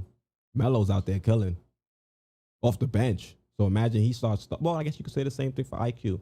I think Melo, based on the hoopla he's going to receive just for being a ball brother, and the fact that he's impacting the stat sheet in multiple categories, I think he'll probably still get the edge for rookie of the year. Setting up his teammates is a job as a point guard. I won't argue with that there, Sharon. But you know, in the NBA now, it seems like players are more focused on getting their own shots, and then if that gets stopped, then finding their teammates would be the secondary option. Sampson, IQ was our leading scorer. Love it. Randall was a young. Yeah, Randall's what, 27, 28? Yeah, he is a young guy, but he's not what I would say. I think he's already hit his. Well, I can't even say he's already hit his ceiling, because I thought he hit his ceiling last year, and now he's kind of blown through that with his little performance he's been having at the beginning of this season. So yeah, I guess maybe I have been a little bit too hard on Randall. I just don't like the idea of building around Randall. I just don't think if you build around Randall as your central figure, you're gonna be a championship caliber team.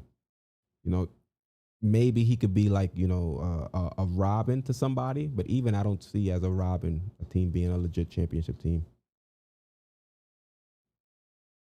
They're saying there is no excuse as to why Quickly is not starting. Simmer, that's a fact. I'll put that up there.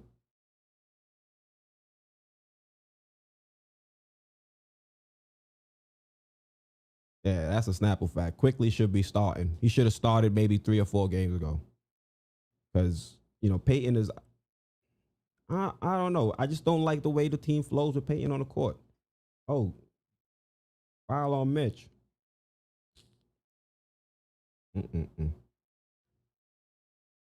But yeah, Simmer, Quickly should be starting. What you do with Peyton is up to Tibbs after that, but Quickly should be starting. I was saying Quickly should have, when I was doing my film sessions, I think the first film session was like maybe 2 or 3 weeks ago, maybe. And I was saying Quickly should have been starting. It's nice to see that even the Celtics broadcasters are joining the wave now, because Quickly should be starting, honestly. I want to see Quickly more with RJ and Randall. See if those 3 can gel as a trio. I want Knox to get hungrier. He looks ready. Parrish, that's a fact. Knox needs to be more aggressive offensively. I know that he's been doing good as a spot-up shooter, but I think there's more to his game, and I think he should be trying to do a little bit more. I don't want him to try to do too much too soon, but just make incremental additions to what he's doing there on the court, and I think we'll see a lot from him.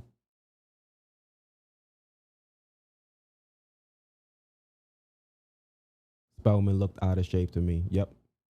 And then that calf injury didn't do him any favors either. Good point, Aisha Campbell. I think we need Taj to play simply to put pressure on Noel to improve. Right now, his minutes are set, being the only other big besides Mitch. So with Taj taking minutes, hopefully Noel improves. I think Noel was decent last game, but he had like 6 blocks. So he was okay in the last game. I think the couple games before that, he was brutal. But I think in the last game, he showed some improvements.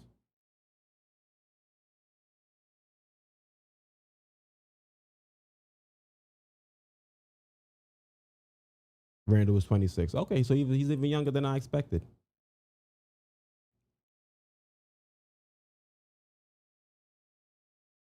Hot take: IQ should start the second half. Yeah, he should. He should have started the game, honestly. Portis is showing out on the Bucks. Easily their 6 man shooting, rebounding.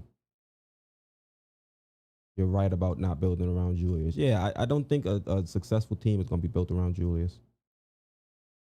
If Quickly starts, he would be beat up. Who would he get beat up by? He's playing against the same people. He's just going to play like 10 extra minutes, maybe. He played 28 minutes in the last game. You know, all he's going to do is start and be up against maybe a better quality point guard for more of his minutes. So I don't know if he's going to be, I don't know what you mean by beat up. Not like he's a center and he's banging down low. Obi is almost 23. Yeah. Yeah, that's a fact. Besides Quickly is definitely should be a starter.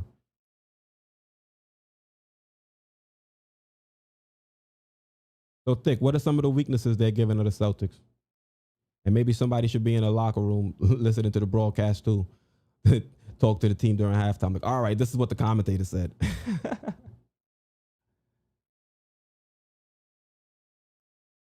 Tibbs is infamous for not starting rookies. And that's why I was hesitant when they signed him. You know, I'm not going to sit here and say Tibbs was the wrong coach, but, you know, my personal preference was Kenny Atkinson. I think Atkinson did a pretty good job over there in Brooklyn with some of those young players. And I feel like he could have worked some of that same magic over here.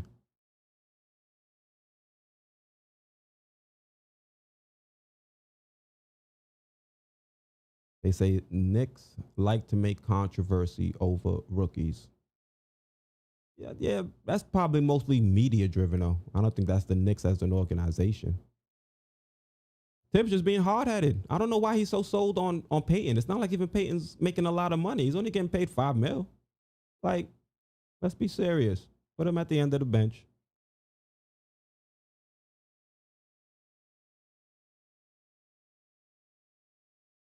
IQ and Maxi both were ready. Yeah, Maxi's been doing his thing. Maxi's is in Philly, if I'm not mistaken, right? He's been having some pretty good games. He attacks the basket with a lot more ferocity than IQ though.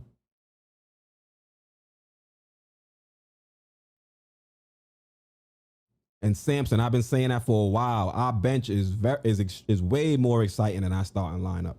Everything with the starting lineup is slow and methodic. The young guys come in and then they're running up and down the court. And I think that's how the Knicks should play, to be honest. And that's why I'm against building around Julius Randle, because I really don't see, like, Julius Randle can get the rebound and push, yeah, but I don't see Julius Randle fitting on a more so up tempo style of play, even though he has the ability to get the rebound and push. That's more so his ability to handle the rock as opposed to him wanting to play at a faster pace. Quickly needs the experience. He'll get beat up some nights, but that's okay. The best of the best would beat up. And that's coming from Wayne Peterson. I still don't know what you guys mean by beat up. Like physically beat up, or are there going to be games where he's going to be outplayed by his opponent? If that's what you mean by beat up, yeah, but I just don't see that level of physicality at the guard position for you guys to be saying he's going to get beat up. Randall, if micro coached, is a star. He loses focus too often. And also when things start to go the wrong way, he tries to do too much. Like, he tries to be Superman, and he's just not really that caliber of player to really take over a game like that, especially when his teammates aren't providing any help. Bree 05, who you have winning? Well, right now with the way the game is being played, I have the Knicks winning. To be honest, I haven't been able to watch as much as I had expected because I'm reading the chat. But at halftime, we're up 48-35. So if the team continues to play this way, I'm expecting them to win, honestly. Lex the Destroyer, Peyton under the bench. I don't understand. After a 4-game losing streak, we are not trying the kids out. We're still losing anyway. Facts. Facts.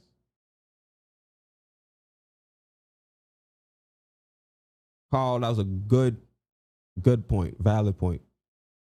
And that's why I said I don't really want to look at wins and losses. I want to look at how the team is developing, how these players are developing, because that to me is more important. Honestly, like, yeah, wins and losses. You want to be a playoff team. You want the team to have that playoff experience. But if we're going to the playoffs and the people getting that playoff experience are Alfred Payton, Reggie Bullock, Nerlens Noel, then like, what are we really achieving? I mean, yeah, we're going to build a quote unquote winning culture, but that winning culture is going to be propelled by I won't say aging vets, but by vets that don't have long-term futures with the team. I want that winning culture to be built by the foundation, the core of our team. So you got us out there losing with the veterans. You might as well go out there and play the young guys, allow them to find that switch to, make that click and start winning that way, as opposed to throwing the vets out there and let them figure it out. That's twice Alfred has made up for mistakes. Okay, give him credit. How many pieces away are the Knicks from a solid team to truly rebuild around? I think one more offseason. Honestly, if we're going to keep Julius Randle for his last season and we're going to bring in some high quality draft picks, like if we bring in another player that's performing to the level of how IQ has played this early on in the scene, that's showing legit sparks and legit signs that they're a quality player. If we're able to use our 2 first-round picks next offseason to do that, then I think right there we're going to be a solid, more competitive team because we're going to have solid coaching and we're going to have a lot more talent with those 2 first-round picks. And then you're also going to expect Nerlens Noel to no longer be on the books. Alfred Payton will no longer be on the books. And you're going to have some cap space to also bring in not necessarily a superstar, but maybe some more shooters that are going to make life easier for some of these younger players. So I think next offseason is going to be the real offseason where you see this roster transform, to put it like that. Randall can score on the run, finish as well. Yeah, he can. He just doesn't look to do it too often, or as often as I would like.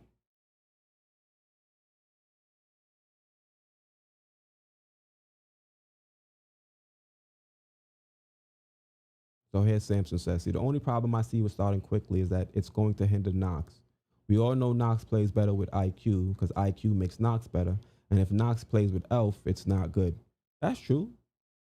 So why couldn't we elevate Knox to the starting lineup? I know Kev is Kev. It's going to be hard for me to argue with Kev after this one, but if you put Knox in the starting lineup, like my whole thing was I wanted Knox to stay. Like you said, Samson, I wanted Knox to stay in the second unit because IQ was in the second unit. So if you elevate IQ, I say elevate Knox and bench Bullock. Bullock doesn't need to be starting on this team. So that would be my remedy. But then you would have to kind of stagger Knox's minutes so that he's not on the floor too much with like Randall and yeah, with like Randall. So Knox would hit the bench before Randall, and then when Randall's ready to finally hit the bench, then you might bring Knox in for a little bit, just so Randall isn't cannibalizing Knox's touches. Next offseason, we have to see what we can get. Fact stick. Knox is a great shooter and developing player. We know he can be a bucket when he gets the right looks and finds from his point guard. Fact, Samson. Good point. Peyton best at starting, but just the first 5 minutes. I mean, if you want to do it like that, but I don't know how happy Peyton would be to get the sentimental start, like just to start 5 minutes, just to say, hey, you started. and then get benched to get the quick hook. I don't know if Peyton would be open to that. Off topic, but you seen that Max Holloway fight? Nah, Maurice, I gotta catch the rebroadcast. What you call it? They took down Crackstream, and that game was like that fight was like midday. I hate when they have those midday fights. I'm at work, so nah, Maurice, I ain't see the fight. Why did Tibbs sit quickly and not let him finish out the half when he was killing them? Who knows? Quiet money. That's a good point. I looked down. I'm like 2 minutes left, and it was Peyton on the court. I'm like, why? Look, we're out rebounding them. We only have 7 assists, though. I like to see a little bit more ball movement, a little bit more finding the teammates. But look, we're 10 or 12 from free throw lines. We're shooting more free throws than our opponents. The Cavs killed us last game at the free throw line. I think they shot either 18 or 20 more free throws. So to see that we're up in this game and shooting free throws. Why did I said that on quiet money.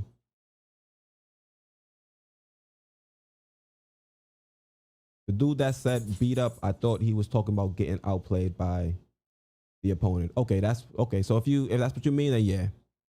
Then definitely. Yeah, IQ probably. Yeah, because you think about the quality point guards we have in the league. You know, IQ is a rookie. He's at some point may hit a rookie wall. So he's going to have his ups and downs. But I think for the most part, he's going to give more solid and consistent play than we've been seeing from Elfrid Payton. RJ playing good and Quick playing good. Facts. And those are 2 pieces of our core. Now all we need is Kevin Knox to turn it on in the second half. And then, you know, I got some pretty good content to make a video for tomorrow. Bullock is all over Brown today. Yeah. Stop looking at me.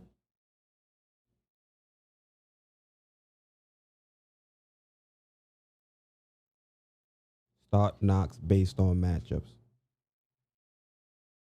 Well, Parrish in the chat, let me know what matchup do you think would be ideal for Knox? Would it be an undersized 3?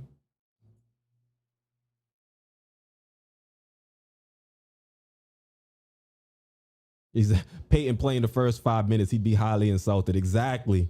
That's like what they tried to do with Eli when they were like, yeah, Eli, we'll let you start and then we'll pull you and let Geno Smith play for the rest of the game. Like, are you crazy? No, it wasn't Geno Smith. Who was it? Yeah, I think it was Geno. Yeah, I'm like, are you crazy? No way. Just bench me and you deal with all the media turnout or media fallout. But RJ's turnovers is beginning to irk me. Yeah, he's got to do better keeping possession of the ball. Maurice. Nah, he screamed at the announcement table, and while looking at them, he screamed, I'm the best boxer. And without taking his eyes off them, he pieced Qatar. Yeah. Text me the clip. That's how crazy. All right, Maurice. I'll holler at you. That's my little brother. We need Knox to take more shots. Facts. But we also I want Tibbs to run some plays for him. Like, we don't see any plays being run for him. So at that point, he's at the mercy of whatever his teammates decide they want to do. If you're actually running plays for Knox to get Knox open and get Knox some shots, I think we might see an increase definitely in Knox's stats and his production. At least quickly can pass the ball, unlike Peyton at times. Yeah, Peyton, I don't know. Peyton is confusing because at times I feel like Peyton is the best facilitator on the team. It's just when he's on the court, he just doesn't do it. Like, there's moments where you see the player that's open and you're like, Peyton, get him the ball. And it's like, no. So it's frustrating with Peyton. Like, if you watch some of my older videos from before the season started, I said the same exact thing. Peyton's probably the best facilitator on the team. It's just, it doesn't manifest itself on the court at times. Parrish Stugger, non-scoring 3. I think Knox has been serviceable defensively. So I mean, yeah, I really wouldn't want him going up against a high-scoring elite 3 in the league. I think he might get dominated, like a Kawhi or something. But, you know, I think, but then I also don't want to get too funky with the starting lineup. I want the lineup to be consistent so the guys can get used to playing with one another, or at least get used to their rotations and build some chemistry. So I don't know if I would go the route of making it matchup based unless there's like a drastic change that way you just are forced to kind of match up with what the opposing team is doing. The Knicks are going to go back to trying to attract all-star and superstar players next offseason. Well, I don't think there are any real all-star or superstars available. I mean, Kawhi might be available. He has that player option. But I think outside of him, I think for the most part, the well is dry. Chris Paul could also be available, but I don't see him turning down. What is he making? 45 mil, I think, next season or something crazy like that. 43 mil. I don't see him turning that down either. Knox is a 3. TJ is a bully 2.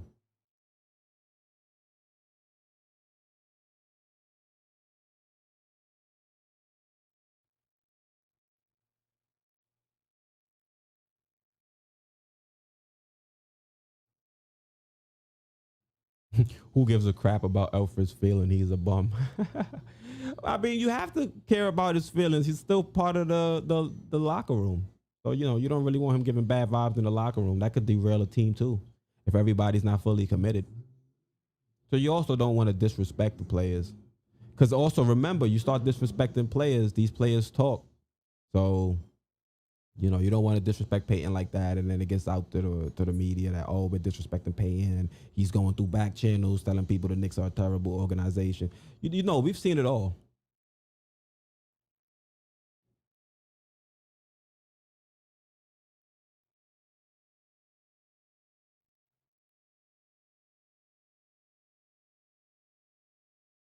RJ averages less than 2 turnovers. Stop hating.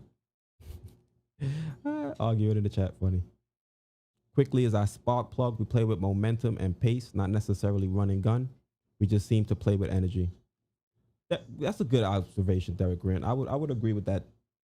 That he is our spark plug, but I think we need him in the starting lineup because imagine if we can play with that same level of momentum and pace as you mentioned with the starting unit when we have RJ, Randall, Mitch, and whoever else you're gonna throw at the 3, whether it be Bullock or Knox.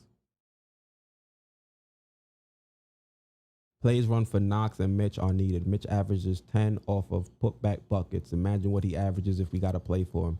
Facts. Facts. And I want to see him expand his game. Like I've been saying, somebody, well, I don't know what the dream charges. I think maybe like 10 or 15 years ago, Kobe said he paid him like 50K or something to train with him. Why can't the Knicks got money? Somebody go pay Hakeem. Let him work with Mitch. Why Mitch you out there working on his ball handling, trying to break down defenders off the dribble? We don't need anything. We don't need none of that. He's not KD. We don't need any 7-footers on our team doing any of that nonsense. Game back on. Peyton came out starting the half. Good rebound from RJ. One thing I'm seeing from RJ, he has been doing a better job of rebounding.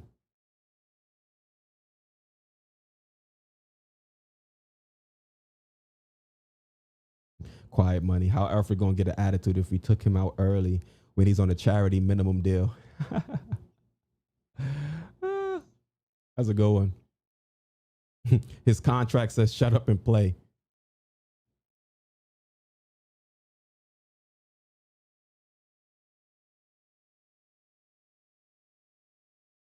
Nice find from Randall to RJ. We seen some nice ball movement. That play right there, RJ was able to penetrate. He found Elton in the corner. Elton. I can't even say that Bub's name right. He got Alfred Payton's. He found him in the corner, and then he passed it over to Randall. Randall then was able to attack the defense as they were busy trying to rotate. And you found that, Randall found RJ wide open for a corner 3. I feel like this is one of my film session videos.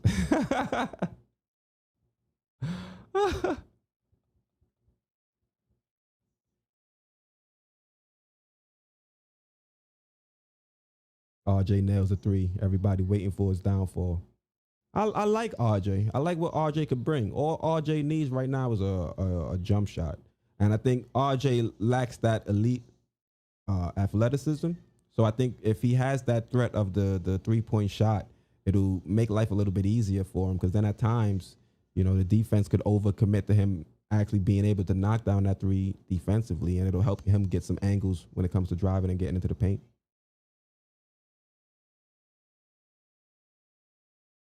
Peyton is a great attitude guy. He's gonna play whatever he is told to do. I would hope so, but I still don't like to disrespect players like that and just have them just get pulled 5 minutes into the game just cause. And then what? He's not gonna play again, or when you gonna put him back in the end of the second quarter or the beginning of the second quarter for 5 more minutes? I mean, I guess you could do that. RJ with Randall, that's definitely good. Yeah, they've looked more fluid this year as opposed to last year. RJ needs to study and become Ginobili. I guess. I still think RJ is a lot more physical, a lot more. Well, I think Ginobili is a little bit more versatile. So if you want RJ to become more versatile and be better as a secondary playmaker like Manu was on those Spurs teams, but yeah, Quiet Money is right. I'm not waiting on his downfall, but I know we played him too many minutes to start the season. Yeah, Tibbs has been overusing RJ. I think 38 minutes a night, I guess, is cool, especially on nights when he's having like rough shooting nights. I don't think letting him out there and continue to brick after brick after brick as the lead continues to grow, I think is a good idea. Some of those nights you just have to sit him down and say, all right, watch the game from right here with the coaching staff and see what's going on just to kind of get yourself back into it. Ooh, nice turnover. We are about to 20-piece the Celtics. Bang! Let's go. Bullock with a three. It's one good moment out of, well, he's had other good moments, but he's usually good for like 2 or 3 good shots, maybe. Tristan Thompson trying to go to work on Mitch. That was a foul. He elbowed him in the chest. All right, we got to stop flailing at these threes. Yeah, Mitch is hurt, y'all. Hopefully we can put this game out of reach so they can give Mitch like a breather. Yeah, bang from Bullock. Yeah, that was a nice one. He's doing too much. That second three, he was doing too much. He felt good off the first one, and he said, let me try. He checked.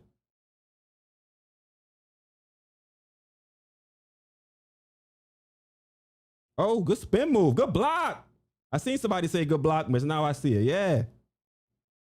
Great block.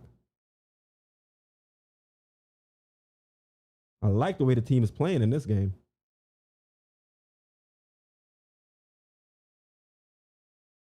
Alfred set a knife off ball screen. I still don't like plays where we're trying to get RJ 3 point shots. Get him to going to the basket. I mean, he's been okay from three, but I'm not sitting there saying we should try to get him as many 3 point shots as he can get. That was a nice block.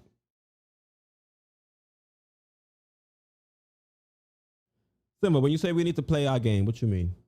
What's your opinion on what our game is? Good defense and a slower pace, or what?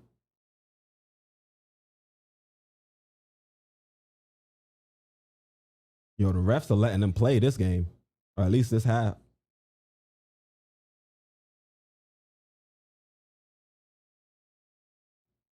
Come on, Bullock. Get the ball up. Oh, elbow to the face.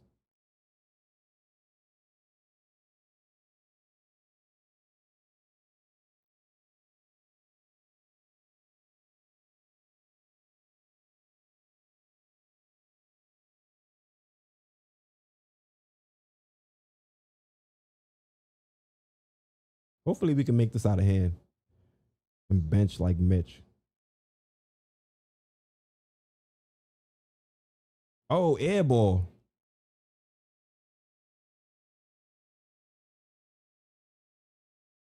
We getting sloppy. Yes, true. We are definitely getting sloppy. They're getting overzealous, I think. I think we're getting this lead, and I think they're getting a little too happy. I think one problem with the Knicks is we kind of match our opponents. Like whatever our opponents are doing, like if our opponents are not as good as us, we kind of play down to them.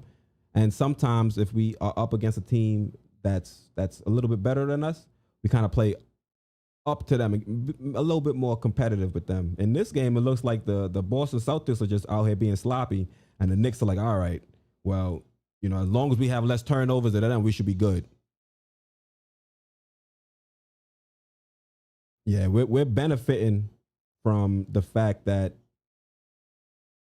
you know, Kimba, this is his first game back, and Tatum is not available. So hey, you got to get your wins when they can, as long as the teams are playing good, as long as the young guys are playing good.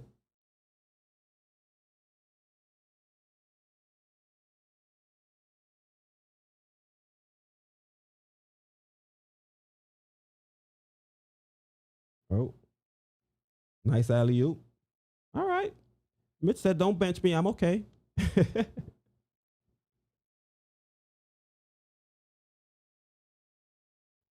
Yeah, the Celtics are playing bad. Let them continue to play bad though.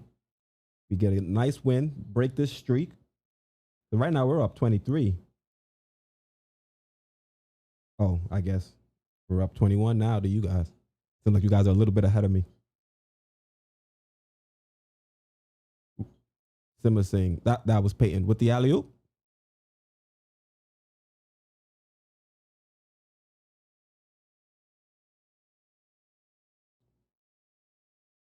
Peyton just found Randall. Not enough offensive rebounding. I mean, I hear you, Lex the Destroyer, but right now we're up 62-39. So I don't think this is the game for hopping on what we can improve on. I think right now we should look at what we're doing good and focus on that right now. Nice little two-man game with Peyton and Randall. George Alvernia says, I hope the RJ slander slows up now.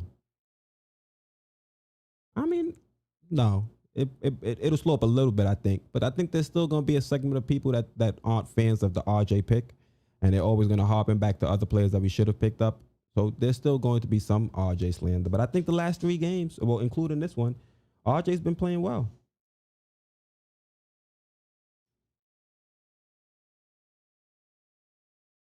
Peyton is the only point with a handle under pressure. Oh. Oh. Inf calling me because he back. I was like, who's calling me? I was like, yo. I don't even know where my phone is.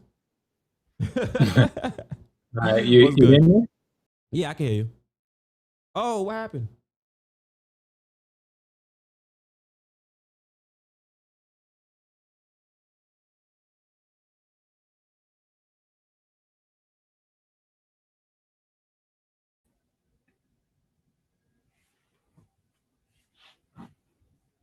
Yeah, now my headphones playing music. Babe, you see my phone out there?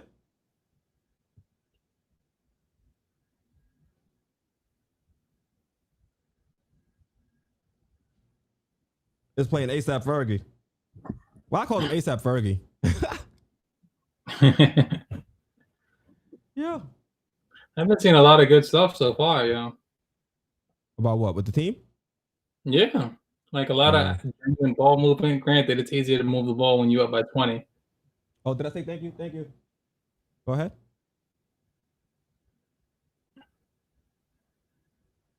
You said No, it? I said I've been seeing a lot of decent ball movement, like Peyton making good plays, quickly, clearly killing. Yeah, Quickly's out here doing this thing.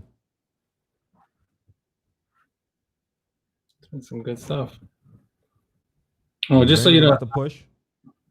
Huh? Go ahead. And I was BX boys on the chat, so I was the one saying the stuff about Taj. Oh, that's you? Yeah. Oh, I know. No, yeah, because Nerlens, he said, needs. I'm in here in spirit. Exactly. Lex the Destroyer said, I do like the ball movement today, though. Yeah, they're moving the ball around. Let me see. Where you at in the comments? And now I can kind of tune into this second half a little bit more. Damn, how far back in the comments are you? I have no idea. Like I say, multitask is not for me. I feel you. Yo, Foxy be killing over there at the Knicks That Night podcast. His ability to do this is ridiculous. Peyton tired, time to sub. Even if he's full of energy, Peyton needs to take a seat. But he clearly tired. He exhausted. Says RJ about to have a double-double. Payne's had a good game. I'll leave him. Let me pull up the stats. Let me see how good we're actually doing. It's just like, if we're up by this much, why isn't Knox in? Why ain't he developing, you know? I mean, they're looking good right now with the starting unit. Yeah, but Knox only played 7 minutes this game. It's like, come on, give him some burn. Well, I guess Bullock's been pretty good defensively, and Bullock's been half decent for the game. So I guess they want to ride with Bullock. But I understand you. I'd rather see Knox too. Yeah, like especially if we up by like 20. Oh, that was way off, Kimber. What are you doing?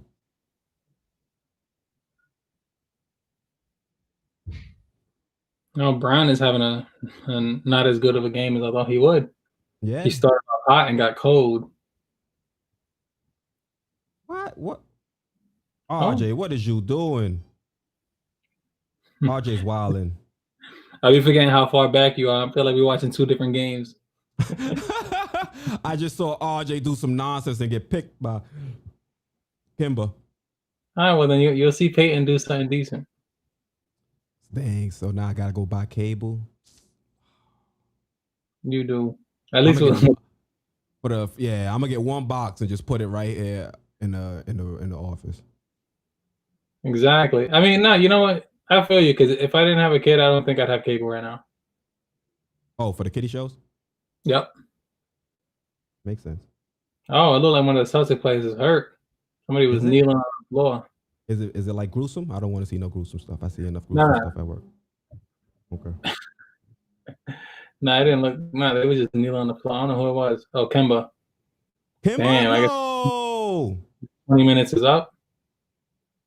I didn't see what happened, and they're not showing it. Like, they're not showing a replay. Anybody in the comments know what happened? It's not that bad. He did the same thing that happened to IQ, hip to hip. He went hip to hip with somebody. Yeah. But it might be a hip pointer. Say it again. What kind of injury is he coming off of? Ooh, IQ or Kemba? Kemba. Like, did it have to do with the hip? No clue. I'd have to Google. Oh, yeah. I think he looked like he got a kidney shot. Like, you know, when you box and you get a body blow? Yeah. But it's like, if he's a hip injury, then that's real bad. Well, kidney's right around, well, not your kidney, your liver. I meant liver shot. He got caught right here. Oh. Yeah, so when you get hit in the liver, man, your body frees up. And it said Kemba had knee surgery. All right, cool. Yeah. RJ Barrett was a shot to the liver. With that crap. Word. No word. RJ, I don't think that he should have the clear lane as he does. Like, the red flags to just shoot whenever he wants and do anything he wants. I'm like that. Yeah. Like that last ISO where he called out, where he was like, he cleared it out and he was going to take Kemba off the dribble. Like, bro, your handle's not that strong.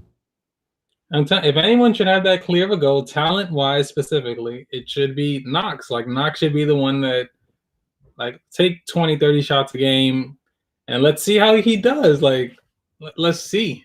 But playing him, like, if we can give RJ 21 shots a game, and he can't shoot, we can't just say, you know what, Knox, he's like 15 to 20 shots. Let's see where the talent gets you. You said 20 to 30. I said 30, and I was like, 30. Yeah, 30 is excessive. 30 is excessive. Yeah, maybe we can give him 15 shots, I guess. But, you know, I don't know if I want Knox to attack the defense like RJ did in that possession. RJ just tried to go one-on-one like he was James Harden or something. No, but at least if it was Knox, he'd have the option to also pull up and shoot. Pull up and shoot. Yeah, but the thing, what I'm not liking so far, like I like how Knox has performed. I just don't like how the team is not utilizing him in different, scenarios. Like it's just spot up They don't. shoot, spot up shoot. Like is Knox going to be our spot up shooter? That's what we drafted him for. Like nah, I think there's other facets of his game that he should, be able to utilize on the court. Yep. So I see maybe Parrish says he agrees, even though he's not a Knox fan, and I'm not a Knox fan. I believe he has talent. I just hate it. He's dirt, but he has talent to not be dirt. He has the talent. It's a choice with him. It's not that he is dirt; he chooses to be. Yeah, I want to see more from Knox. I want to see Knox be able to attack defenses in like different scenarios. That's all I really want to see from Knox. Because like I said, this season for me was supposed to be a developmental season. And if all we're gonna do this season is develop Knox as a spot up shooter, then I think that's not gonna be great for his overall game. And I don't want us to be one of those teams that ends up like the 10th seed. Like for all that, just tank.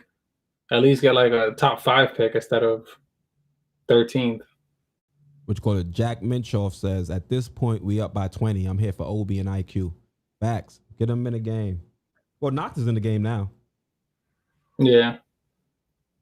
But let's see if he even touches the ball this possession now. All right, he got it. Let's see. And he gives it up to Peyton. Why is Peyton always standing at 3 though? He does not move with the ball. He doesn't cut. Look at this. Like look who's at 3. Julius Randle, Eford Payton, and Nerlens Noel was up there. And then Randall takes a contested 3. Like nice I don't block by Noel though. That's bad basketball. I hate these dudes, yo. And it's like we up 20, and it was like I hate y'all. like, we've been up a lot in games and have lost, and this is why. Like, why is Julius Randle taking a contested 3? Why is Nerlens and Peyton standing at 3 without the ball in their hands? No cutting, no moving, not setting picks. No, standing at 3 waiting for the ball. What you call it? Simba Singh said, when was the last time Knox made a pull-up shot? Well, he tried to take one earlier. What was it, in like the second quarter or late first quarter, and he bricked it. But I'd like to see him more of those scenarios or have more of those opportunities. Yeah. Like Parrish if we have saying Randall had to shoot 2 seconds on the shot clock. Oh, got it. I didn't see the shot clock, so I'll take it back this much. He said, he said, I retract my statement.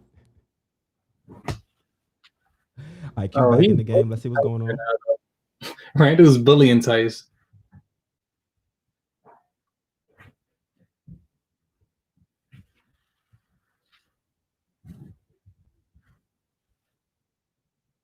Good move, Randall. And a foul. Yeah, I mean, I won't say this is the cleanest game the Knicks have played, but a win is a win. And if IQ is going to continue to look this good, then I'll take it. And I agree. Tibbs does need to run plays for Knox. He does definitely ignore Knox. Granted, Knox hasn't done enough to like warrant it, but talent-wise, like they should know. Like, all right, let's give him shots. Let's see.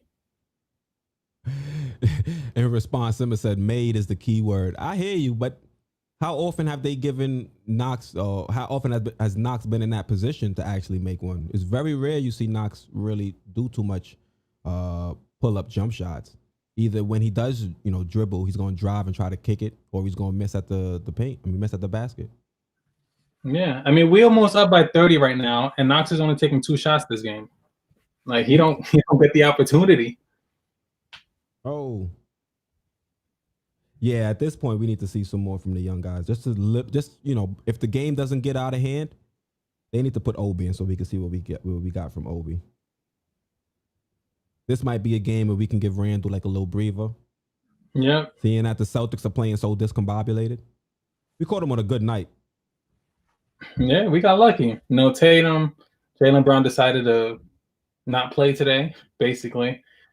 And then Kemba. I mean, I hope Kemba ain't injured though. Like, I don't like to see any player injured. It was either a shot to the liver or he hurt his ribs. I don't think it's gonna be anything too bad. I mean, I'm sure he's done for the game though, because I know they ain't trying to take that risk. Probably with the way the game is looking now. All right, good fast break. Parrish Duggar says Knox was hot against Charlotte and Tibbs buried him. I mean, it's true. It was, Also, go ahead, him. No, go. No, I was just gonna say, just a reminder, guys, make sure you hit that like button and subscribe if you haven't already.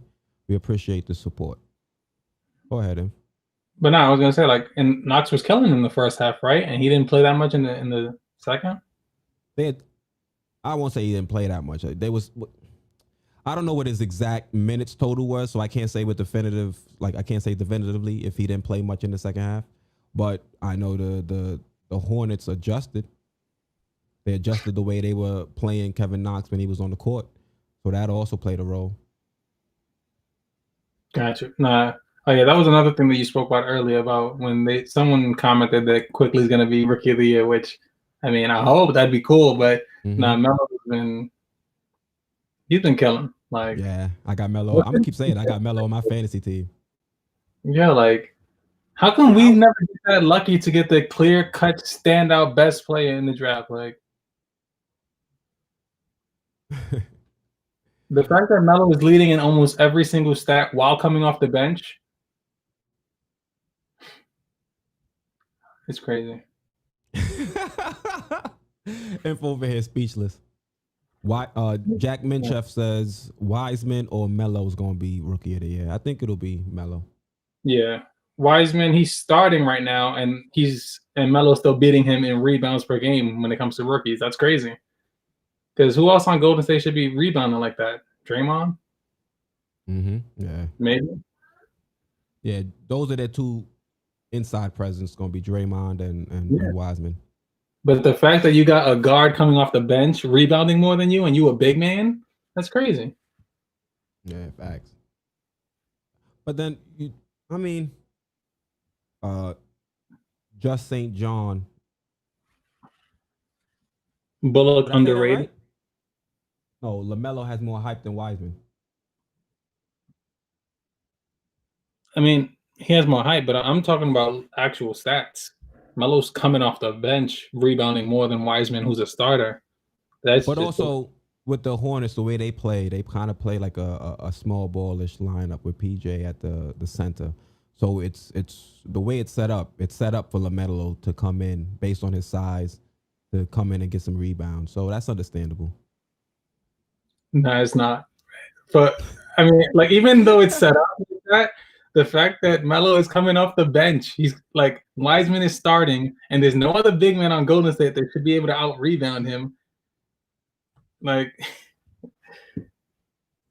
I don't know. But no, Melo, he surprised me though. I thought he was going to be similar to Lonzo, like all the hype, and then not that much of the skill, but he different. We'll see. Bismack Biyombo starts for them. Bismack Biyombo starts, but you see a lot of times PJ ends up getting a lot of minutes at center. I think Bismack only gets like 20 minutes or so.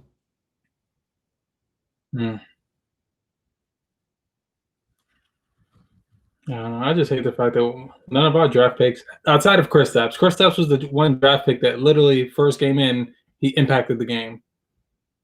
Yeah, but he's injury prone. Has he started? Has he come back for the Mavs yet? Yeah, he just played. I mean, he's gunning, like he's hitting threes, step backs, like he's doing what Kristaps do. But yeah, he is injury prone, but still. He was the one, like that was the one draft pick we got where instantly you saw the impact. And ain't nobody heard of him before that. I mean, there was some rumblings about him before we drafted him. No, there wasn't. There was no top 3, top 4 pick rumblings about him. Okay, Obi, let's go. I see it. Yeah, they finally playing him. Yeah, but I hope they don't turn him into a catch and shoot player though. Just because he's too much operating on the perimeter. Yeah, like, I mean, granted, his post ups haven't been successful. It's like we said before. He this summer he needs to work out with Kareem Abdul-Jabbar, work on his footwork. He needs a couple more moves. Yeah, You said Kareem or Hakeem? Both. He's all the help he could get. He needs to get into the weight room. Yeah. Well, he's frail. I haven't really seen him.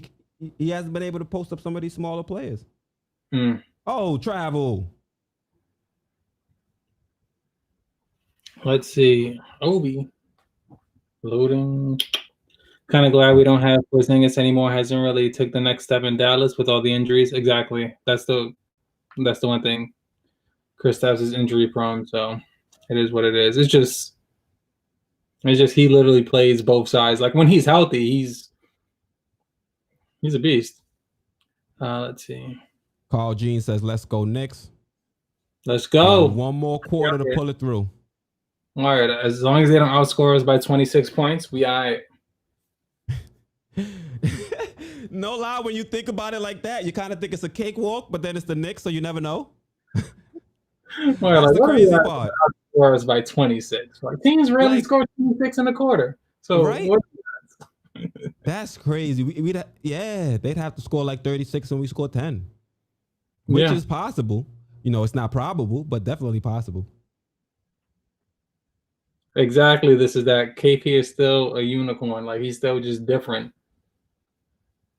Because you can't match him up with a big man because he's just going dribble, step back, gun. Oh.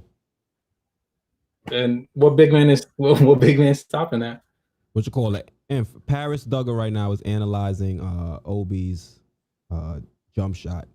He's saying Obi jumper made it. Obi was taking set shot threes. This was the first time I seen him jump and shoot.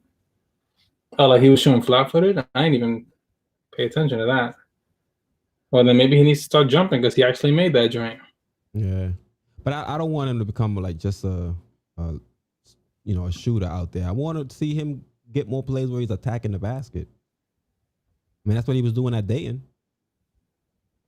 No, yeah, but with Dayton, like he even had the ball in his hands a couple of times where he was able to create his own shot, not just immediately go to post up. But yeah, but I think in the NBA he's not going to really be able to do that. Not now, at least. Yeah, he's not strong enough. He's not quick enough. He was looking like me when I dribbled the ball. You see him dribble the ball earlier, like make sure he has to keep his body between the ball and the defender. He's like, nope, I'm not about to front you up at all. You ain't about to cookie me. No way. I was like, okay, this guy does not want to. You know what it is? He might not want to get pulled because it seems like Tibbs got a quick hook for him. Because that first game back, he was pulled in like 30-something seconds. Yeah. Tibbs need to cut that out too. Like rookies need to be able to make mistakes. Because then you just deplete their confidence and now we just lost. And you're not putting them in the best position to succeed. Yeah. Jack Mitchoff is saying Obi's a high flyer. Why they putting him there? Yeah, I mean, I understand you want him there to space the court, but can we get some more plays where he's actually, attacking the basket? Yeah, cutting to the basket, something. I mean, well, we got Quickly back in, and Quickly he'll alley to Obi, so hopefully now we see that. But just think about the fact that in 3 quarters, Boston only scored 50 points. That's crazy. Yeah, they had a real bad. Yeah, offensively, they didn't have their mojo. Okay, you about to see it in like a minute or two. Oh, is that shade? I thought that was. Somebody said Rivers is stealing money. He's not stealing much. He's got like a bargain basement contract. Yeah, I think he got like the vet minimum or like $5 million or something like that. Like 3.6, something like that. You still haven't seen the play yet? No. Oh, hey! Right on cue, right? Didn't we just say that like a minute or two before? Yeah. Oh, dang! Knox almost got a steal. Yeah, almost. Now, quickly. Noel got baby just now for an offensive rebound. Quickly needs to take closer shots. Like still 3, but he's pulling from like. Oh, good hustle though. Quickly. Yeah. You almost turned the ball over, but oh well. He's pulling from defense by Smart. But exactly. You see that Quickly to Obi? That's what Quickly got to calm down with that deep 3. He gets his players into the position that they need to be in. That's what Peyton hasn't been doing. Quickly got to stop that Steph Curry 3 though until he's exactly. Yeah, he needs to he got move to calm down. Like get closer to the line. If it's a long two, it's a long two. Yeah, he's wilding. He's got to be like 0 for 5, 0 for 6 on those long threes. Yeah, I haven't seen one of those go in. Yeah, that's what gets him pulled out the game. The young guy, IQJ said the young guys are fun to watch. Absolutely. Like the only reason why I'm watching the games this season now isn't because I know we're gonna win. It's just to see them play. It's entertaining at least. So apparently Guillermo from Legion of Knicks podcast must be streaming the game as well, because Simmer Singh just said Sports Vibes is behind like Legion. Hey man, you gotta cut costs somewhere, and the cable was it. Well, at least I'm not behind. You'll get the reaction from me, and then 2 minutes you'll get it from him. Right. So technically, you're getting 2 reactions. Exactly. But at least they're positive reactions, though. It's a good, it's not the greatest of game, but it's still a fun game for Knicks fans because these young guys are doing their thing out there. We've seen some highlights from Obi. Let's go. Okay. Yeah, Obi, all right, finally, he getting some burn. He's doing what he needs to do. One critique I have for Quickly that I've been noticing in the past couple games, when he brings the ball up by himself from inbound, it's too easy for him to get trapped and then almost cause a turnover with an 8-second violation. And it just happened again. So he needs to learn how to be aware of who's ahead of him on the court and pass the ball if he needs to before the double team comes. Simmer says Legion finally got cable. Yeah, it looks like I'm gonna have to get cable too. I'm only getting one box though, because they try to beat you over the head. Yo, I remember I tried to get around it. I bought my own router. I ain't leased the router from them. They're crooks. They charge you like $9 a month to lease the router when you could buy the one router for like $100 and you make your money back in a year. All right, cool. Yeah, I bought my own router. I went right on eBay. I ain't got time for that. I'll probably do the same thing with the cable box. Buy somebody a cable box and just tell them, yo, come hook it up. Word. That sounds cheap as hell.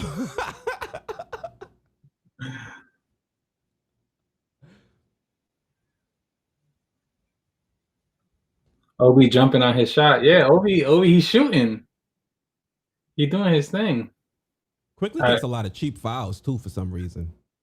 Like right now, he just took a cheap foul against Brown when he was driving, but he had defenders with him. I didn't see the need for that foul right there. I mean, maybe he just doesn't see that he's valued on the court as much. Like he thinks he's one of those players who come in and foul him. Yeah, he needs to get out of that mindset. But okay, Obi has 12 points now, shooting 5 for 7, 2 for 3 from 3. He's having a decent game. Yeah, this is gonna be a nice film session video. Yeah. Dum. Yeah. And there's no coincidence that almost all of his points have come with on the field. Fast internet. Yeah, I got fast internet. I don't got the gigabyte. I think I got 450, whatever they call it. Second from the highest. You'd be shocked how many devices are streaming right now. It's just live streams of the game are just delayed.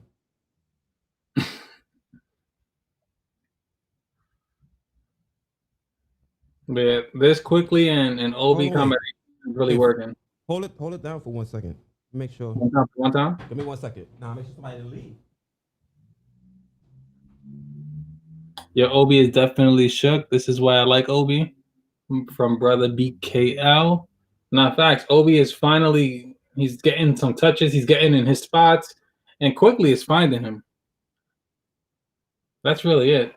This is the ball movement that we was talking about. When Quickly's on the field, the ball actually moves to everyone. It doesn't get stuck with one player. I see. All right, good pick, Mitch. Obi gets another shot. But that was in rhythm. It could have went in. It just didn't. What was that? That better not count as an one. It is what it is. This lineup is nice shooting and fast tempo. Facts. Yeah, well, we have an entertaining team. Tib just doesn't play the entertaining players. Yeah, but let me see. IQJ just said this lineup is nice with Bullock, Obi, Knox, Mitch, and quickly. It is, but just imagine how much better this lineup would be if instead of Bullock, it had Alec Burks. Like that's just pure offense right there. That's spacing, that's speed. Yeah, we have some decent pieces when healthy. What did they call it? That wasn't a real. I mean, That was just a mess, whatever that was. Tee him up, ref. Yeah, Jack Minchevy was like, tee him up, ref. Facts. Tibb needs to challenge. Facts, because that wasn't a foul. the one on Bullock, right? Yeah. Yeah, but I caught up to that one. Tibbs usually saves his challenges. As far as I've been seeing, he's been saving them for late in the game, which it's fair. How much time is left in the game right now? 6 minutes? 7 minutes? What was it? I couldn't see. It's on commercial right now. It's on commercial, yeah. 1-800-mattress for all your mattress needs. See, I got a Verizon commercial. Oh yeah, because you streaming. Yeah, I'm streaming. All right, Jack. Left in the game. 9. Thanks, Jack. 9. I ain't hear one word you said. The audio went all the way up in the red. This lineup is solid. All shooters with Mitch. Exactly. Facts. Well, let's say players who can shoot. We're not going to say here for OB a shooter. Or Bullock. Yeah, Bullock can shoot, and OB has shown the ability to shoot. Yeah, like they can make a shot or two, but they're not shooters. Let's see. Why was she called?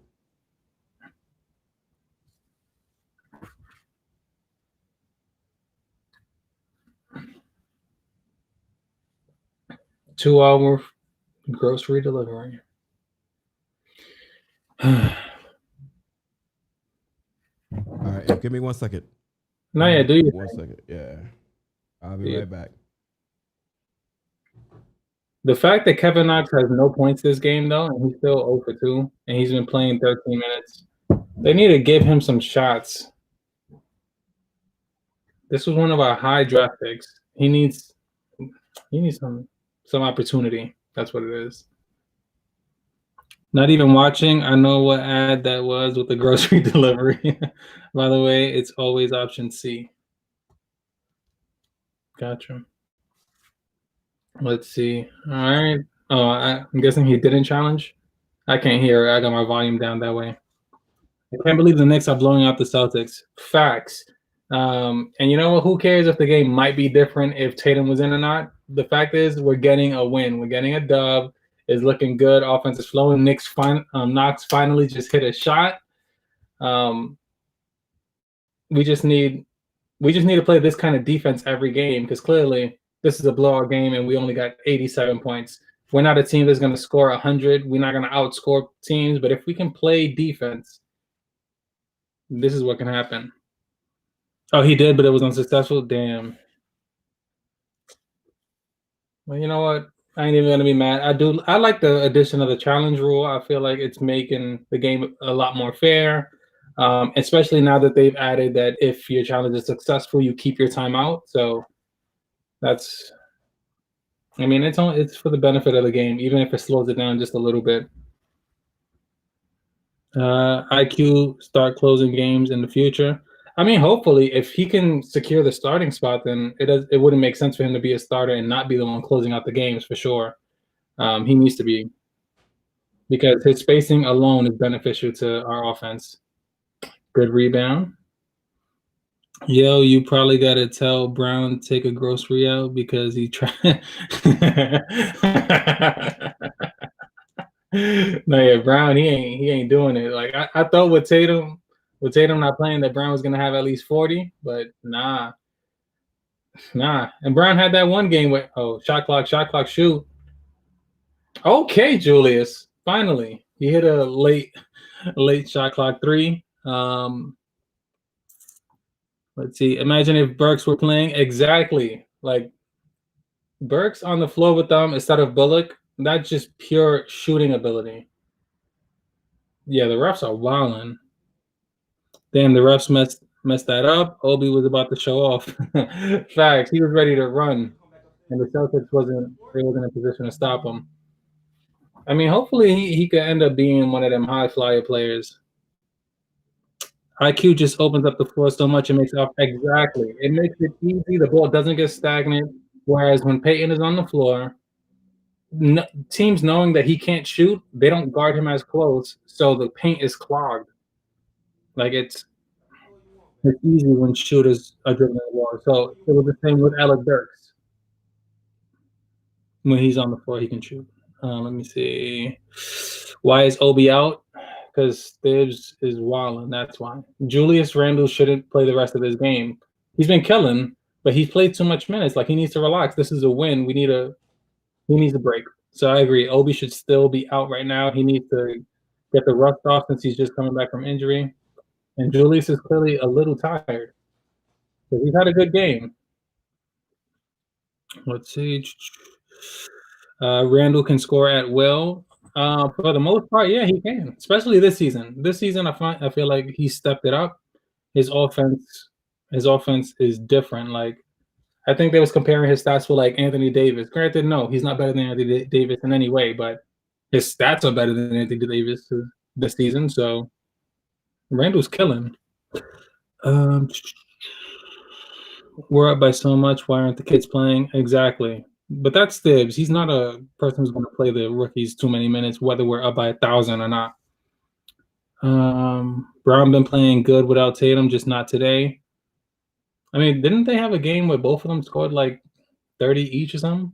I think they play good together. But again, I'm not a Boston fan, so I don't pay that much attention to them.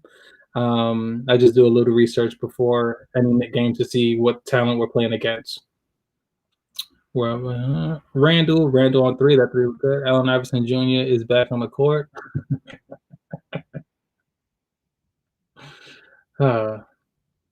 Imagine. Obi plays a good off-ball game. Exactly. That's one of the benefits of drafting a player who's much older than the average rookie. They know their placement on the floor. They know where they're supposed to be. They know where they're not supposed to be, you know? So that was one of the benefits of drafting somebody who was 4 years in. Obi should play. Yep. I love it. Thibs trusting IQ to play heavy minutes. Finally. Exactly. Keyword finally. Because I feel like early on when he was taken quickly out, it was hindering his growth and it was hindering his confidence. So now with Thibs finally trusting him to close this game out, hopefully this is signs that we'll eventually have him as a starter. We have back-to-back. Rest Randall. Exactly. This game is one. Randall should sit. Anyone who's played over 30 minutes should be sitting right now, including RJ. But RJ should sit for other reasons. Tick said the veterans are getting screamed at. I mean, that's Tibbs. He'll yell at anybody regardless of the fact that we're up by 30 or not. Why isn't Knox on the floor? Why? I don't know. Again, Thibs. Mind you, Knox finally hit a three. He needs to be on the floor. He finally got 3 points. 1 for 3. Come on. Another jump pass by Quickly. Yeah. Yeah, they're closing out on him pretty quickly now. I mean, because he's been violating them. Knicks play tomorrow. Exactly. I mean, and hopefully we can win tomorrow. Hopefully we can start going on a little, a little streak. Let me pull it up to see exactly who we play. Oh, we play the Magic, and we at home, technically. And the Magic, oh, wait, no, Aaron Gordon is back, right? Oh, but they lost Fultz, and Fultz has been having a crazy season. All right, so yeah, tomorrow is a winnable game. Hopefully we could win it, but clearly he needs to rest some of these players, including Randall. Yeah, Dib should have Knox, Obi, and IQ on the floor. Absolutely. Everyone young needs to be on the floor right now. Knox and Obi will return soon. I mean, but there's only like 4 minutes left. 1 p.m. Oh, Knicks play tomorrow at 1 p.m. Yep. I'm still here. I just got to move the cars blocking the driveway. My girl got to go to work. I'm sorry. No, it's all good. Okay. I'll be right back. My comment, so it's all good.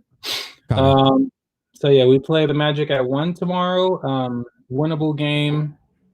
Let's see. This and that said they get in the breather. They're like 19. They don't need a breather. Me, I'll go down steps and I need a breather. But them, they should be fine. They got young legs. They got the energy. And I doubt they're gonna practice later today. It wouldn't make sense. Let's see who's on the floor quickly. Mitch, Bullock, Randall, and RJ.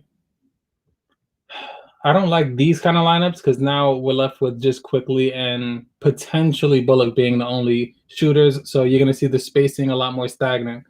Because see what they're doing? They're drifting away from RJ and they're drifting away from Randall. Like anytime we have these players on who can't shoot, teams just run a zone against us and there's nothing we could do. All right, let's see quickly's defense. Can he stay on him? I knew that ref was going to call that too. He'd just be hyped to blow that whistle sometimes. And May the 4th, he'll learn to stop doing that. Remember, rookie. Yeah, he is a rookie. Knox finally got the 3, but not too much. I mean, yeah, he just doesn't get he only took 3 shots this game. He needs to get more attempts. He does it every game. Yeah, I mean, learning curve as a rookie. My point is that Randall needs the rest. No, exactly. Randall should be out. If this is a one game, none of our veterans should be playing in general. They've earned the rest, but Tibbs ain't hearing that clearly. Like his 10th NBA game, LL Tibbs will get that out of him. Yeah. Quickly, it's fixable. Peyton isn't. Exactly, because you can't fix somebody who can't shoot. And if you can't shoot, you can't space the floor. And if you can't space the floor, offense is stagnant. Now we're all the people talking we don't have talent. See, when we win, it's Thibs. When we lose, it's Thibs. Has no talent. Can't have it both ways. Nah, if there's one thing that we finally have, it is talent. You'll see on the other Sports Vibes TV videos, we constantly say, like, we finally have actual building blocks. We have a young core with genuine talent. It's just whether it just depends on the development, the time, the minutes that they get and things. But no, we have talent, whether we win or lose. And one of our main players with the most talent, in my opinion, is Kevin Knox. Is just he's dirt, but he has talent. He's talented. Barrett body language when he isn't scoring is bad. Yes. Oh shit. Yes. He looks like he doesn't want to play. He's one of the main people. When I say our offense leads to our defense, he is the main catalyst. If he ain't scoring, if he ain't getting to the rack, if he's not getting foul calls, he is not playing defense. Look at him. Look at him right now. He wasn't blocking anyone out. He was just standing around in the middle of the paint doing nothing. Who you beefing with? What? I said, who you beefing with? Oh, no. They said Parrish. He was like, the Barrett's body language when he isn't scoring is bad. And I'm like, yup. Because he does nothing. He don't play no defense. Not like if he's not scoring, he's not doing nothing. He doesn't impact the game in other ways. Winnable, but we are the Knicks. Yeah, that's referring to our game tomorrow against the Magic, saying that it's winnable for the Knicks. It is winnable because, like I said, they lost their starting point guard in Fultz for the rest of the season, which that sucks because he was having such a good season. But that he's lucky. It happened after he signed his contract, so God bless him. Right. But it just like, remember, he got that last injury and that stopped his growth and all that, and he was finally looking good. Like, I feel bad for him because I feel like he had some talent to be a number 1 pick. It's just, I don't know what's going on with Philly, but that was just unfortunate. Let's see.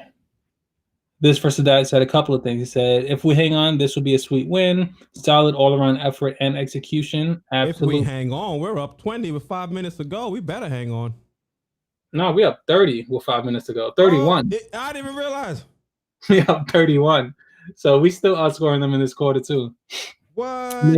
May 4 said, we almost at full strength. Burks is so important. Burks going to make Rivers unstoppable. I mean, I don't know about Rivers unstoppable, but Burks is definitely extremely important. He is our classified starter. I feel like once he's back, he will take the starting spot from Bullock. He's clearly like one of our best offensive players. He was when he was playing, he was averaging about 22 points a game. Effortlessly on good shooting percentage as well. So he's definitely important. I'm just not sure what that would do with Rivers, because wouldn't they then be battling for minutes? Unless they're on the floor together, then I mean it spaces the floor. But I mean, who knows? The Thank man you, Carl. tomorrow. I had to do a lot of running around. I apologize. That's all good. Brother BKL said, "Man, tomorrow's game is against Orlando. This is going to be tough." Um. Oh wow. Wait. Where did I go? Yeah, where you at? I'm down here by last thing brother BKL wrote was up by 30. Boston is freaky trash. Yeah, No, they are. they're having a bad game so far. Thank God the Knicks are able to take advantage. After high school show says LMAO Knicks with the eyes, the eye emojis. And Simon says, Nick, what is he talking about? Who's he referring to? Simon, who you referring to? Also, IQJ, 7 assists. He ain't a point guard. let's IQ's see. having it pretty good. May 4th said, "This is twice Knicks beat the best East has to offer, but we lack talent. Cut it out. Our roster is fine." I wouldn't call this the best the East has to offer because I mean they're clearly missing their best player. But we beat the Bucks. We beat the life out of Bucks. Um, We beat the Hawks, another good team in the East. yeah, a decent team. But no, I mean we have talent. It's just all of our talent is really young and needs developing, and we don't have the right development tools. But in the brighter news, we hit 100 points. Let's go. The Knicks hit 100 You don't points. think we have the right coaches to develop the talent on the roster? I mean, I don't think it's showing yet. And granted, it's still early, but I've seen some progress though. You've seen some progress from Mitch. You've seen some progress from RJ, even though he has been, inconsistent. But you still see. Give me a second. My grandfather called. I'll give you. Yeah. All right. Mr. Celebrity over here. Get the phone calls, get the car movements. Hello, Grandpa. Let's see. Randall, Mitch, JR should not be in the game. Exactly. Mitch, because that fall earlier was a little scary. All right, they put the scrubs in finally 3 minutes to go. By scrubs, I mean I don't know who they are. Number 4, who is that? Is that Dennis Smith Jr.? I don't know. I got to see the back of his jersey. Oh yeah, that is Dennis Smith Jr. That's weird because he was listed as out due to his quad injury. So. Oh, we got a DSJ sighting. That's how you know Yeah. it's a blowout. If DSJ plays, somebody's getting blowed out. Pause. But I thought he was injured because he was quoted on the injury report with his quad. Maybe it was probable. Probably. Well, it seems. I mean, he seems fine. All right. Well, look, he's getting some burn. Let's see what he could do in 3 minutes and 13 seconds. They got Knox out there on the court. RJ is playing for numbers. He got to start doing more away from the ball. Exactly. He needs to start setting off-ball screens, and he needs to be moving because if you have athleticism and you can easily cut and dunk like you're a slasher, why are you not moving? Hey, we also got an Iggy sighting. That's how you know it's a blowout. Deckers is in? Hey, right on cue. As soon as I looked down, I saw the redhead. One of his leagues that he was playing in, so he's supposed to be good. Okay, let's see how this offense flows. This is about to be a mess because we got somebody named number 221. I don't know who that is. Pinson, I think. I've never seen him touch the ball before. All right, okay, Dennis, pass the ball to Pinson. Why would you pass a wide open shot? That's why. All right, got it. That's why. Because they passed the ball back to him and he shot, and I think he hit the that was bad. Yeah, that was bad. Why they got Nerlens on this guard? Nudie 25 said it's over. Once you see DSJ in the game is over. Yeah. And Iggy. The two of those touch the court. Tibbs has given up on the game, either for a win or a loss. Yeah.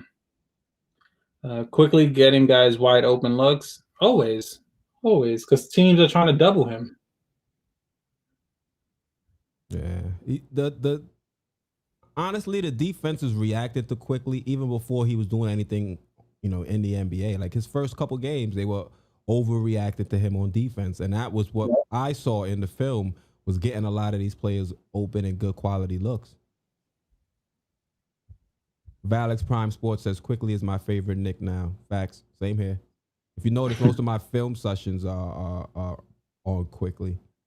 You have some guest features. I think Obi was in one of them. But Obi, that was more so Obi having his bad footwork on defense. Obi does not slide his feet enough. Everything is a jump hop. Somebody gonna drop him. He needs to slide his feet. No, yeah, but that he's gonna learn all of that stuff. Oh, Alexa Destroyer says finally can give guys garbage minutes. We've been able to get guys some garbage minutes. It was just because the other team was up and not us. That's what I like about this game. It's the fact that we're up and we're the ones, we're the cause of the garbage minutes.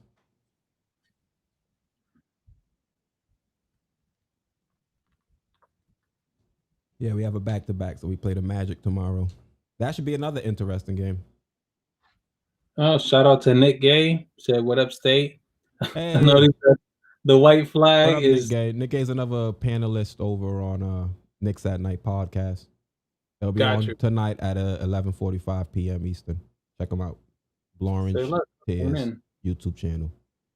I know they said the white flag is Theo, Iggy, and DSJ. That's how you know. Yeah, that's a fact. If you turn on the game and you don't even got to look at the score, you just know it's over if you see those players on the court. Like, yeah. Exactly. Either one team is winning or the other. It doesn't matter. Game's over if they in. Facts. But Iggy at the tanning salon. Come on. Nah, he was running in with his jersey. I ain't even gonna find. Iggy needs to hit the tanning salon. Yeah, that's a good one. Yeah, but it's good. We get to be happy. No? We're not on the right side of blowout wins for the most part. So this is good, especially against the Celtics team. This is reminiscent of like the Bucks blowout. Except the Bucks had Giannis and they had their team. They just good block. Okay, let's see what Iggy doing. Well, what oh, that's why he don't get minutes. Got it. Good block, Noah. Oh, okay, Obi. Okay. Oh, Iggy, what you doing? Oh, yeah. Yo, that possession was wild just now. And I'm listening to you break it down, and then I'm watching it, and I'm like, yeah, this is out of control. What are they doing? Slow down. Iggy and Obi were doing a little too much. All right, let's go. Okay. Oh, they had that. DSJ had the oop to Obi. You saw that on an inbound play. You should have threw it. He didn't. All right. Ain't nobody doing nothing with it. Jeez, Dennis Smith, come on. This is like they're showing why they're not getting in. See. Yeah, this is the Magic. They don't hard basketball to watch right now.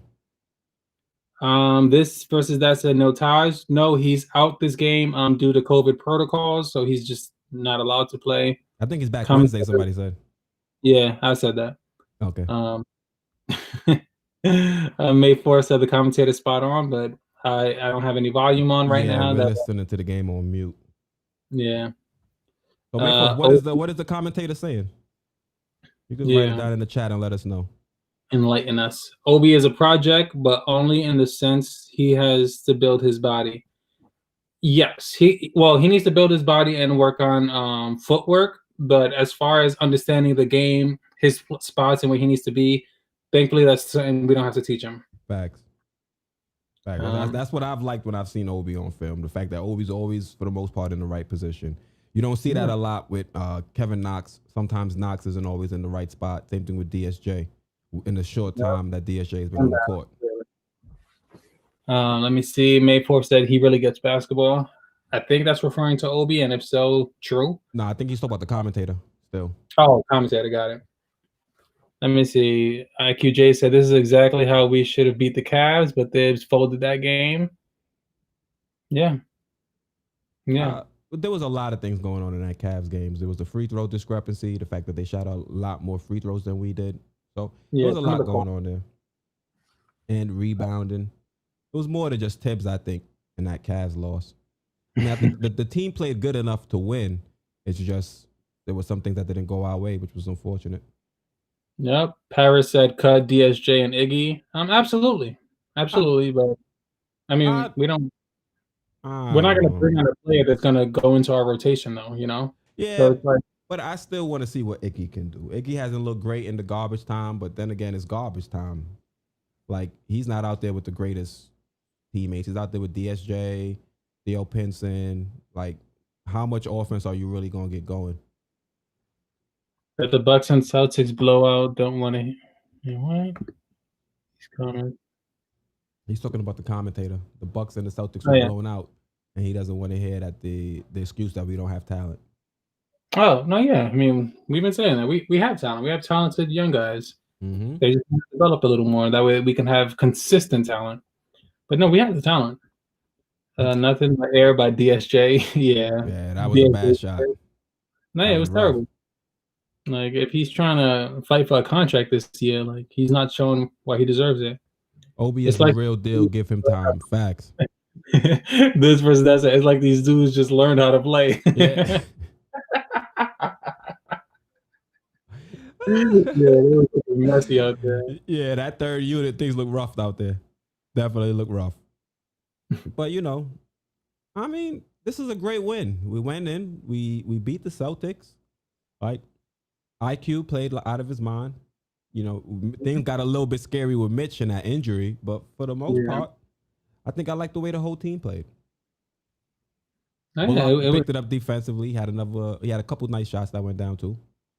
Ronaldo said, "I want the Walrus in the game." Is he still on the team? What's he Who's the talking about? Walrus? Spellman, maybe, Who? Spellman? maybe, maybe Spellman. I mean, because when he touched the court, he looked completely out of shape. Like he looked terrible. It might be, and if that is who he's talking about, I think we cut him. Yeah, they cut him when we brought in Taj. Yeah, so he Aisha Campbell says, great confidence building win. yeah. Refs made this game mad long with whistles. Absolutely, like they was calling nonsense. Mm-hmm. I had to take Harper over DSJ. Iggy can shoot. Iggy and DSJ are package pieces for a future trade. How Doubt much it. are you getting? Maybe a late second round. Top Yeah. top 31 to 59 protected. I like what Samson just said. It's almost as if we drafted 2 lottery picks. Those first round picks connecting really well. Yeah. Yeah. IQ works very well with Obi, and he works very well with Knox, I believe, when they're on the court together in that second unit. And we saw some of that today. Yeah. Yeah. Yeah. I mean, because quickly looks for Obi. So it's good. We have a nice little tandem. Valix Prime Sports said Randall's going to be an all-star. There's no reason why he shouldn't be. Yeah. I mean, he has the stats, both offensive and like shooting percentage wise, because he's getting 22 points, 23 points a game, shooting like 60%, rebounding, assisting. So there's no excuse as to why he shouldn't be. It's just whether or not they're going to choose him. Facts. Yeah. I mean, I like what we did this game. Yeah. 5-game losing streak is over, finally. Took long. There are guys out there who can shoot. We need pro bench options. We do. Finally got the W. DSJ looks confused by the ball. I mean, he just looked terrible. He does look confused on the court sometimes. It's a confidence thing with that guy, and I really don't want to. I don't like to bash him too much because you see when things are getting a little overwhelming for players, and you see when it's like on their face, you can see they look a little troubled. And I saw that with DSJ right before he got injured, so that's why I haven't really been like bashing him too much. Like, who knows how much of this gets to them? So I was like, let me let DSJ live. He's probably not going to be on this team for the long-term future. So, hopefully he can be somebody else's reclamation project.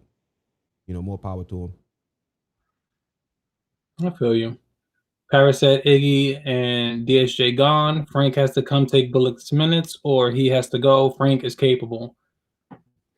I mean, defensively, yeah. You have to preface that with defensively, yeah, he's capable. Offensively, we still haven't seen yet. But I think, like I've seen him hit like a 3 here and there, but I mean, I've seen Bullock do the same thing. Yeah, I think he could find a role on this team, especially as like a defender off the bench. He's just gonna have to be more consistent with that jump shot. And could he be a secondary playmaker? Maybe they can try to explore those options while he's on the court. But I think right now he has to be that lockdown wing defender and also knock down that 3 consistently. Yeah, they need to turn him into a 3-and-D player. That's it. We don't need to have him doing anything else. Now we got tomorrow. Yeah, tomorrow's gonna be rough. And that game's at 12. Damn, I work. I'm tight. Wait, there's a game tomorrow. What time? At 12. Oh yeah, tomorrow's a holiday. Technically, yeah, but I work, so I'm tight. Oh yeah, I work the night job. But the game's at 12 p.m., so you'll be all right. I don't know. I gotta go drop Galaxy off at your house. Oh yeah, you tight. Facts. Just for that DSJ for a bag of chips. Facts. DSJ, he ain't like we could let him go for free at this point. His value is 0. We're gonna let him go for free at the end of the season. Yeah, his value is 0. So I wish the kids played more, especially with the big lead throughout. I mean, yeah, I was saying that during the game. Like, there was no reason for Randall, Peyton, any of them to touch the floor in the fourth quarter. What you call it? Edward Ash just commented, "Yo, did we win?" And yeah, we won by a lot. We beat them over the head. Literally by 30. Speaking of which, how the Knicks are warming up? If you put the comment up from Parrish Duggar? No. Oh, that was me? I don't know. I don't know how to do that. Oh. I'm just here to read comments and talk. I ain't messing with nothing else. Let me see. Clyde said something that I thought was really important. He said IQ doesn't know what he's going to do after he beats his defender and is able to make split-second decisions for a pass or a bucket. Wait, he said IQ doesn't know what he's going to do after he beats the defender and is able to. Oh, all right, cool. Yeah, able to make quick decisions on the fly. No, yeah, that's good. That just shows like his basketball knowledge. Mm-hmm. Facts. That's floor general right there. Understanding like what his options are immediately. Mm-hmm. And Jack Minchef is saying, I want Obi to start, but who would play the 3 between him and Randall? Neither. I don't want none of them playing the 3. And I Obi's not going to start, I think, as long as Randall is on the team. And, that's why he's not going to start, because I don't think Obi's a good option at the 3. I think the way he moves his feet, he's not able to stay in front of the 3s in this league. So I don't think we should sacrifice what we're going to be giving up defensively just to give what Obi gives us offensively. Because right now, Obi is not as explosive offensively to worth. It's not worth sacrificing what we get from like a Bullock or from a Kevin Knox defensively at the 3. Yeah. George Alvernia said RJ slander is funny when he averages 21 points the last 3 and has good percentages. I mean, but if you're looking for the season, his percentages are awful. Completely terrible.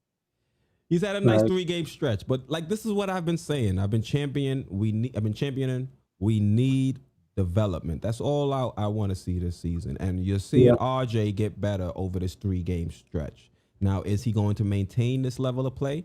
I would hope so, but as long as we're able to see him play like this, then I'm seeing development from our younger guys. Look at IQ. We're seeing development from him.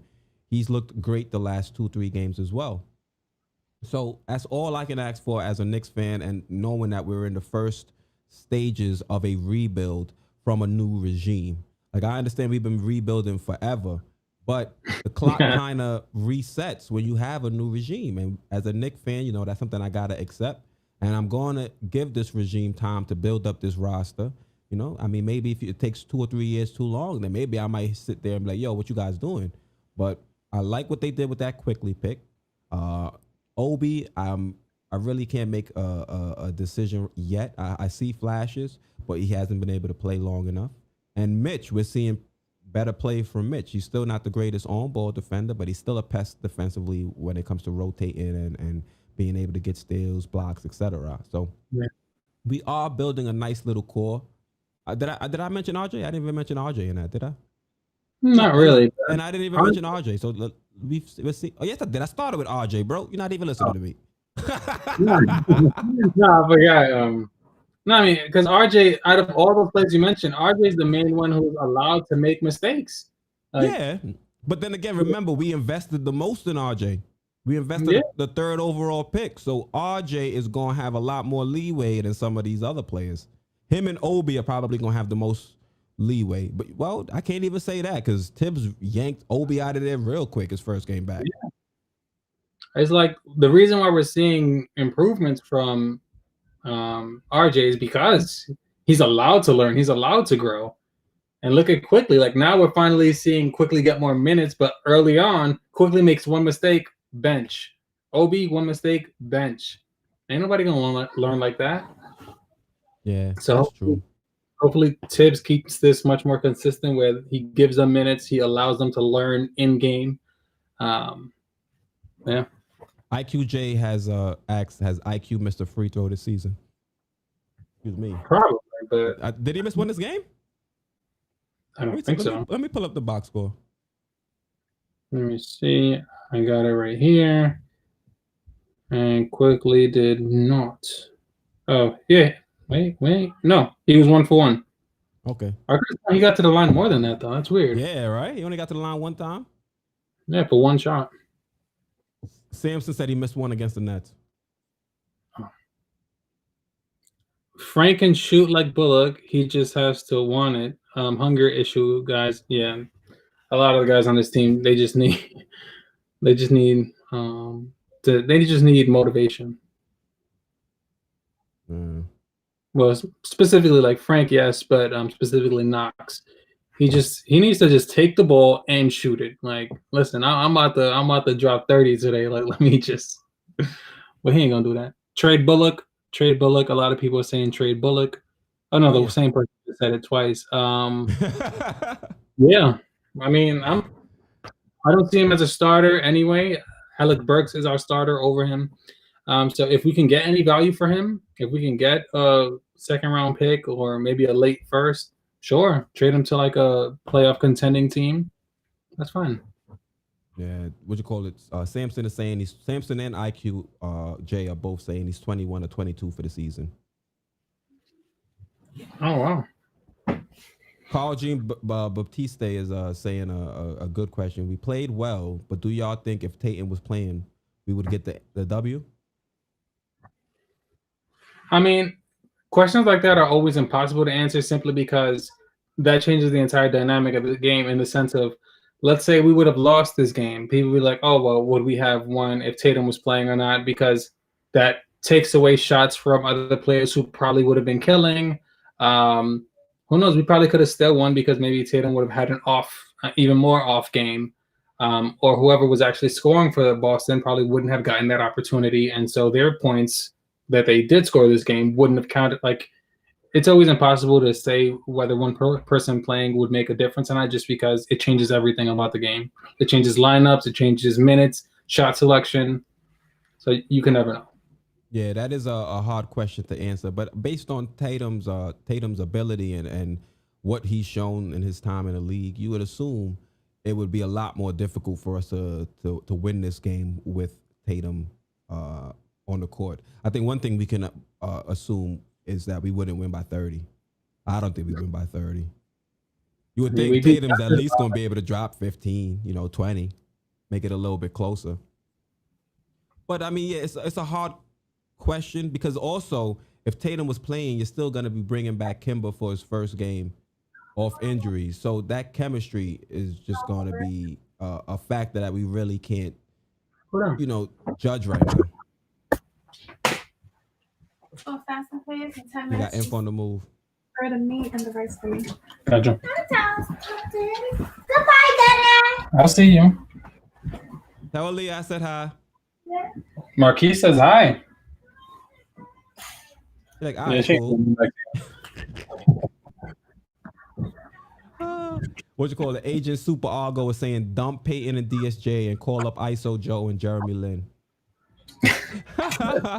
Word. We've been needing a Linsanity reunion since 2011. For 10 years, we've been needing that reunion, son. Bring Linsanity back. No.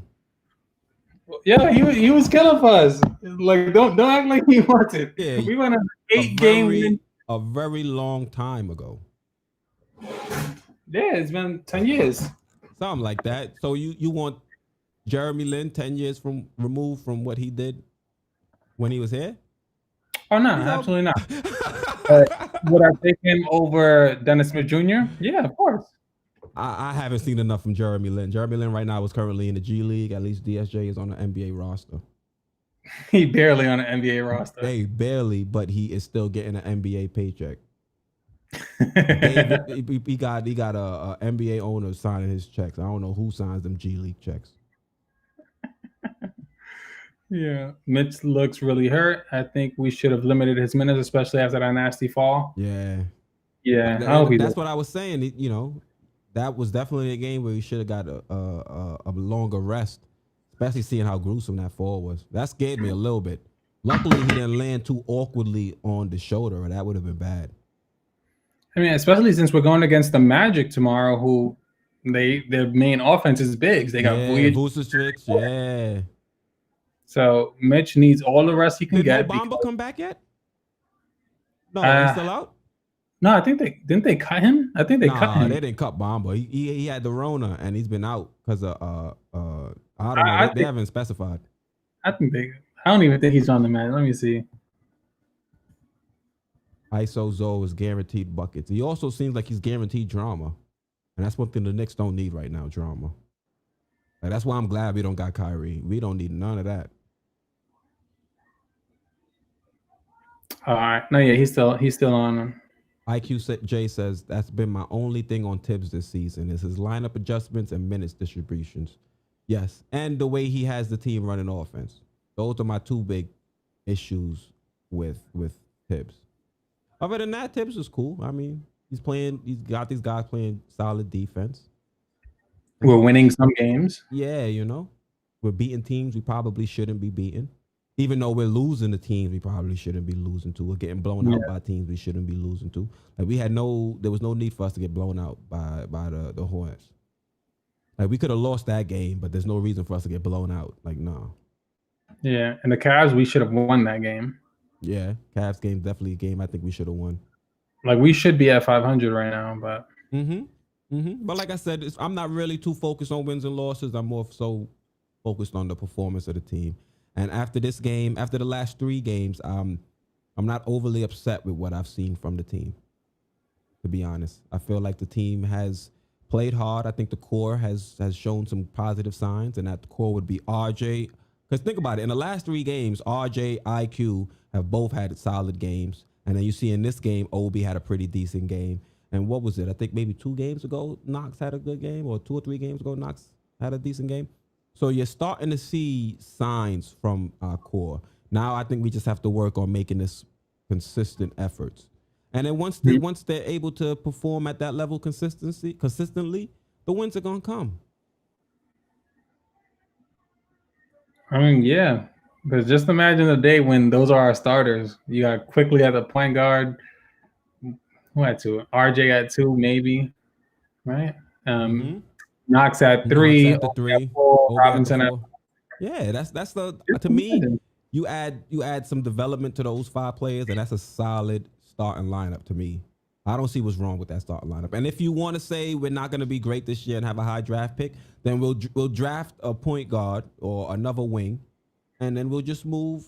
If we draft a point guard, we'll have IQ come off the bench, be the 6th man. I still think he can excel in that role, and we'll play like that. So I think the roadmap for the team is still solid. I think it all depends on how the younger players develop this year. I think that's the key this year, because next offseason, that's what's going to attract teams if they want to make a big trade and send players over here. That's what's going to attract free agents to come, and not necessarily big key free agents, but some of the smaller role players. They're seeing that we have a budding core, and they're saying, okay, we're going to the Knicks to play around some of these young guys that are showing signs of promise. I think that's the same thing we saw with the Brooklyn Nets. The Brooklyn Nets were about 2 or 3 years ahead of us in their rebuild their rebuild curve. So, if we can have a similar trajectory and move forward with the guys we have on our roster, I wouldn't be upset with that. Except now the Nets don't got none of those players that they was developing. Yeah, but remember they use those players. It's almost like a farm system. It's like we're gonna fatten you guys up, get you guys real good, and then we're gonna ship y'all all out and bring in all these star players. So that's the route they went. You know, that's something the Knicks could do, but the only way you're gonna be able to do that is if you're able to showcase the young talent, and that's what this season should be about: showcasing the young talent. I agree.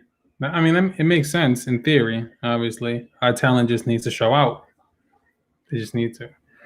Agent Super Argo was saying people are overlooking our win today.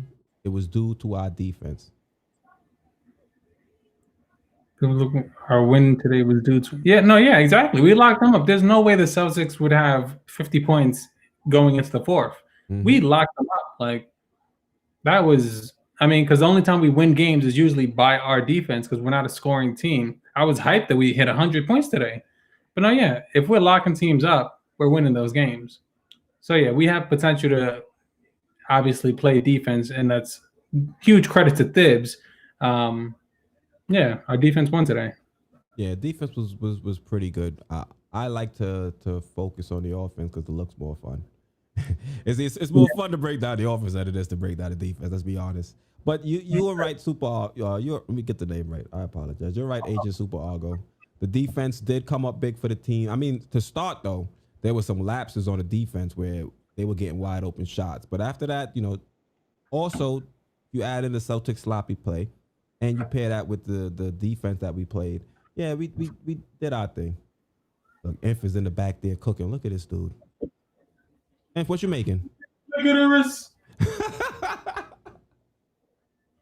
Yeah, this dude is out of control. So, if you want to wrap up, so you can start making dinner. All right. So, thank you guys for joining us for this game. We will be going live Saturdays and Sundays. Is that correct, Inf? Yes, I will do my best. Mm-hmm. And if it's unavailable, I'll carry the show. So we'll be available Saturdays and Sundays. If there's a game on a Saturday or a Sunday, we'll live stream for the game. And if there's no game, we're going to be going live at 8 p.m. Correct, Inf? Yep, to discuss the games that week, how they did from Monday to Saturday, and then how we think they'll do from Sunday to next Saturday. Yep. All right. So thank you guys for supporting the channel. Thank you guys for supporting the live stream. Make sure you hit that hit that like button. And if you're not subscribed, I would just ask you to consider subscribing, hitting that bell icon as well so you're notified. I do drop edited videos throughout the week discussing the Knicks, and also so you're notified when Inf and I both go live on the weekends. All right. So once again, thank you guys for joining us. We appreciate all the support. You guys enjoy the rest of your weekend and stay safe.